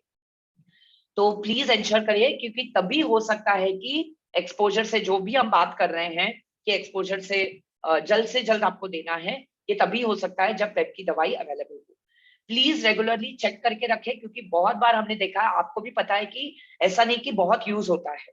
तो ये पेप की दवाई, पोस्ट एक्सपोजर प्रोफिलैक्सिस की दवाई बहुत यूज नहीं होती। तो कभी कभी होता है कि सालों साल तक जो दवाई हमने रखी थी वो वैसे ही पड़ी रहती है। रेगुलरली हमें ड्रग की एक्सपायरी के लिए चेक करनी चाहिए, और अगर वो शॉर्ट एक्सपायरी ड्रग है उसको निकाल के हमें लॉन्ग एक्सपायरी रखनी चाहिए। एंड जब भी कोई एक्सपोजर हो जाए, आपका पेप का आपका कंसेंट फॉर्म आपको यूज करना है, पेप रजिस्टर यूज करना है, और उसमें प्रॉपर डॉक्यूमेंटेशन IMS में भी करनी चाहिए about drug consumption and about PEP cases. So thank you. With this I complete, I think. Sorry, मैं थोड़ा टाइम शायद मैंने एक्सीड किया, बट सबको बहुत धन्यवाद सुनने के लिए इतना टाइम। एंड कोई सवाल है तो श्वेता, चैट बॉक्स में कुछ है क्या? जी देख रही हूँ या हाँ, हेलो मैम, मैडम मैं डॉक्टर कौर बोल रहा हूँ। Yes, I think there is, या डॉक्टर कौर बोल रहा हूँ मैडम, हाँ जी। मेडिकल कॉलेज बलमपुर से। हाँ जी। sometimes we get patients from outside nursing homes and others. Can we give them from the ART center the PEP? No, actually it is, you can give them a prescription, but you cannot use the center stock drugs. Yeah, but you can always give them a prescription. But can we record it also in our PEP register? No, because it's not going from our register. You don't need to, because that will have to tally with the drug consumption. So because you're not giving drugs, you don't need to give it. You can just give your own the prescription. That's all. Okay, ma'am. Yeah. Thank you. Ma'am, there's a question in the chat box. A Yeah. patient transferred out but not accepted at recipient center for a long time. Sometimes not registered at all. What should be the status of the patient in MPR? So, like we said, देखिए, ultimately यही है कि your MPR and IMS will have to match. So it is that until that patient is accepted in the IMS by the recipient center, the patient will continue to show as LFU. तो इसलिए हम कहते हैं कि पूरी कोशिश करें कि वो रेसिपिएंट सेंटर से कांटेक्ट करके उनको एक्सेप्ट कराने की हमें कोशिश करनी चाहिए, क्योंकि तब तक technically even officially the patient will continue to remain as LFU in your center also. No more questions in the chat box, ma'am. Okay, thank you very much. Hello miss. Yes. Madam, जो health facility के बाहर के लोग हैं, जो बाहर private hospital में काम करते हैं, और उनको PEP दे सकते हैं क्या? और जो बाहर के लोग हैं जो सेक्स वर्कर के पास जाते हैं, वही उधर के लोगों को भी दे सकते हैं क्या? नहीं, तो अभी यही सवाल आया था सर। तो ये है कि हम पेप उनको नहीं दे सकते हमारे सेंटर से। आप सिर्फ प्रिस्क्रिप्शन लिख के दे सकते हो, लेकिन हम हमारे सेंटर से उनको नहीं दे सकते। और दूसरे, जहां तक हमारा प्रोग्राम का सवाल है, 2 ही कैटेगरी है पेप के लिए फिलहाल। एक तो है ऑक्यूपेशनल एक्सपोजर, जो है कि आपके ही सेंटर के, जैसे आपने बात किया आपके सेंटर के स्टाफ को हो गया तो आप दे सकते हैं, आपके हॉस्पिटल के स्टाफ हो गया आप दे सकते हैं। और दूसरा है रेप केसेस। बाकी कोई भी जो फीमेल सेक्स वर्कर है, बाकी के एक्सपोजर है, वो अभी तक हमारे प्रोग्राम में पेप के गाइडलाइंस में इंक्लूडेड नहीं है। तो आप बाहर के भी अगर कोई आते हैं, कोई स्टाफ आते हैं आपके इंस्टीट्यूशन के बाहर है, आप प्रिस्क्रिप्शन लिख के दे सकते हैं, लेकिन आप एआरटी सेंटर से दवा नहीं दे सकते। ऐसा कुछ है क्या लिखित? कभी कभी बहुत प्रेशर लाते हैं जो हाँ पॉलिटिशियन लोग रहते हैं उनकी हाँ तरफ से। हाँ, नहीं मैं समझ पा रही हूँ, लेकिन अच्छा ठीक है, इसके लिए आप बस मुझे थोड़ा टाइम दीजिए। अगर मेरे पास कोई ऑफिशियल है, नहीं तो आप उनको गाइडलाइन का ही डॉक्यूमेंट देखिए। हमारा जो अभी लेटेस्ट गाइडलाइन जो भी आया है वो फाइनल है, मतलब वो नैको की तरफ से ही गाइडलाइन है। तो अगर आपको वो भी कोई क्वेश्चन प्रेशर आए, आप उनको गाइडलाइन का ही डॉक्यूमेंट दिखा सकते हैं कि इसमें सिर्फ ये कैटेगरी है, और वहां पे क्लियरली मेंशन्ड है कि आप किस किस को मतलब दे सकते हैं, और मतलब वो प्रॉपर कैटेगरी मेंशन्ड है। तो आप गाइडलाइन को भी यूज कर सकते हैं, और अगर कोई स्पेसिफिक है इसके regarding, I can always get back. आपका नाम प्लीज, नाम और एआरटी सेंटर आप बस मैसेज कर दीजिए एक बार। आई हाँ थिंक विल मैडम, मेरा सर्कुलेट। नाम है अंतराम गडदे, जीएमसी अंबेजोगाई महाराष्ट्र का ART प्लस सेंटर है हमारा। Okay, no problem. मेरे पास एक आया था ऐसा, जो पॉलिटिशियन था के कोई रिश्तेदार था, उसको बोला, लेकिन वो प्रेशर ला रहा था कि अभी मेरे को यहाँ पे मिलना चाहिए। उसको हमने समझा कि भेज हाँ, पा तो गया भी वो, करेक्ट, लेकिन हाँ। वैसा कुछ लिखित है तो हम बता सकते हो नहीं, डायरेक्टली कि लिखित ये में नहीं दे हाँ, सकते। नहीं आप डायरेक्टली ही देखिए, आप गाइडलाइन ही खोल के दे सकते हैं, क्योंकि वो सबसे लेटेस्ट और अपडेटेड। और आप गाइडलाइन में फर्स्ट सेंटेंस वही दिया है कि अब तक जैकनाको के जितने भी ओएम आए हैं वो सबको ये सुपरसीड करता है। तो अभी जो लेटेस्ट डॉक्यूमेंट है यही है। तो आप सीधा यही खोल के दे सकते हैं कि यही, मतलब हमारा प्रोग्राम के अंदर लिमिटेशन ये है, but we can't help it, programme programme. Okay, thank you. Yeah, thank you. तो Ma'am, yes, run the e-poll. I won't keep you waiting. Oh thank you Uh, so much, thank you. yeah, yeah, thank you yeah, so much, ma'am. Thank you so much, सबको धन्यवाद। And I hope आपको useful लगे ये session. और कोई भी query अगर हमने आंसर भी नहीं किया हो, आप प्लीज आपके चैट बॉक्स या आप कांटेक्ट कर सकते हैं हमें मेल के द्वारा, और हम जवाब दे देंगे। Thank you very much. Thank you, ma'am. Participants से निवेदन Thank है, you. 5 मिनट के लिए बने रहिए, क्योंकि ई पोल रन कर रहे हैं पोस्ट टेस्ट के लिए।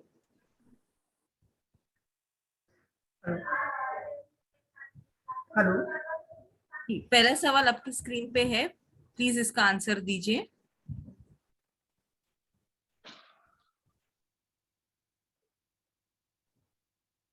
प्रसन्न ma'am, in case you have any question please chat box में डाल दीजिए।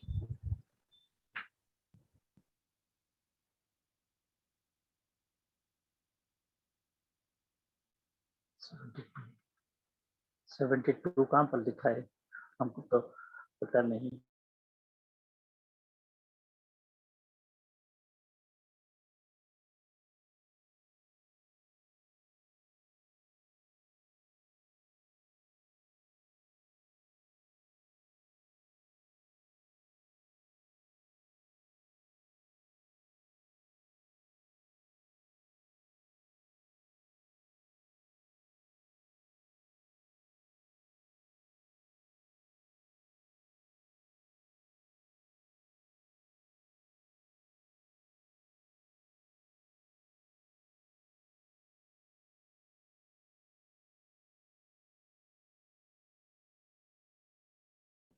दूसरा सवाल आपकी स्क्रीन पे दिखाई दे रहा है, प्लीज इसका भी आंसर दें। हाँ श्वेता, जस्ट 1 मिनट। हाँ, उसके पहले जो फर्स्ट सवाल में अगर कोई कंफ्यूजन भी कोई जन को है, तो आंसर ये है कि हमें 72 घंटे के अंदर पीईपी देनी है, और पीईपी की दवा पेशेंट को 28 दिन जारी रखनी है।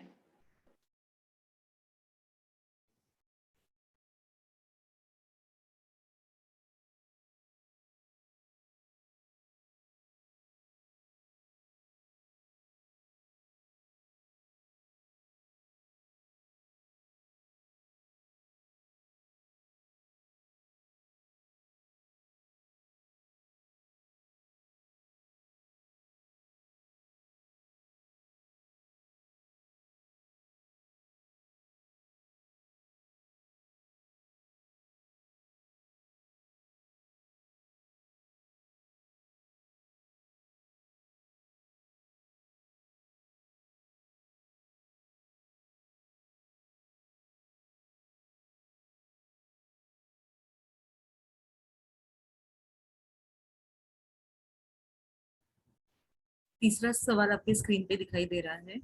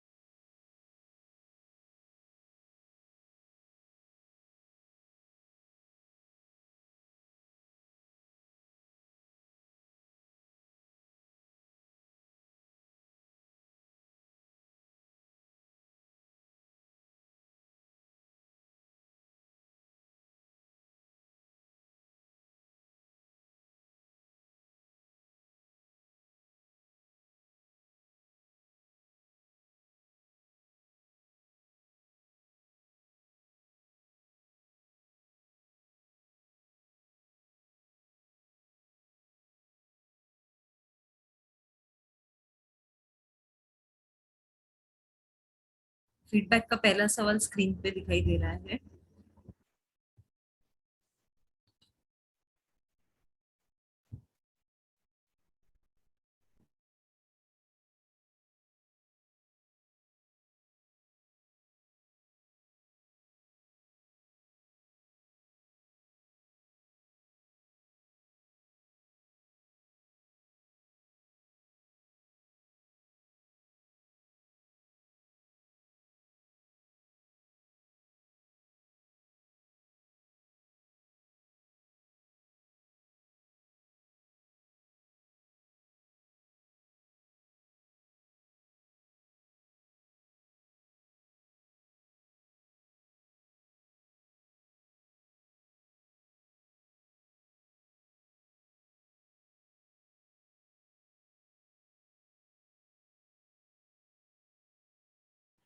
फीडबैक का दूसरा सवाल।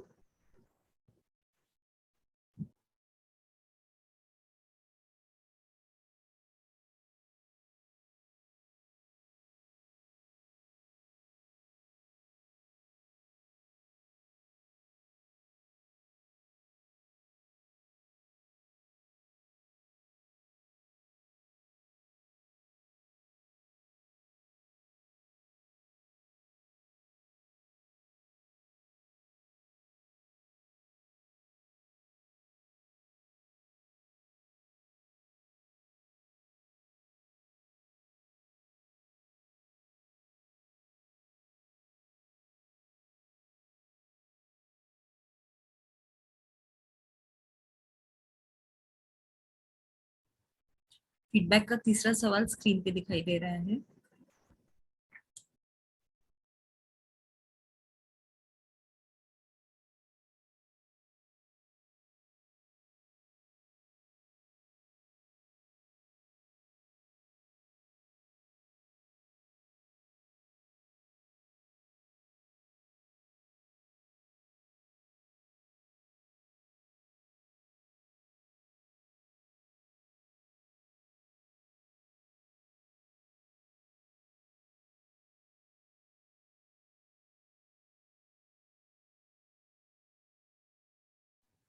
आज का आखिरी सवाल स्क्रीन पे दिखाई दे रहा है।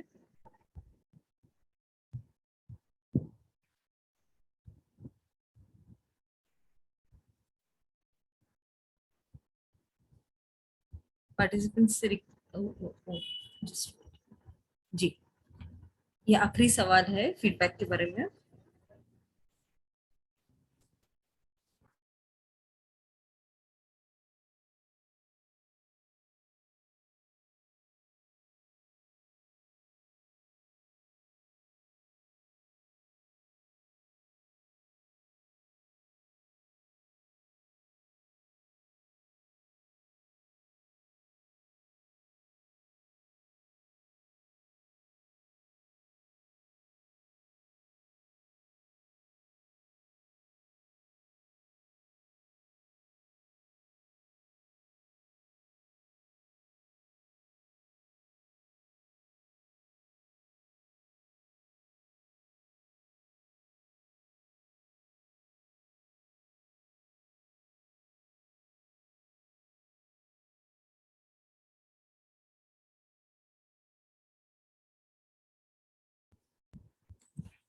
Thank you to all the participants for patient listening and being with us. कल हमारा आखिरी OG series का सेशन होगा 2 बजे दोपहर में. Please join करें. Thank you. Kiran, we can end the session now.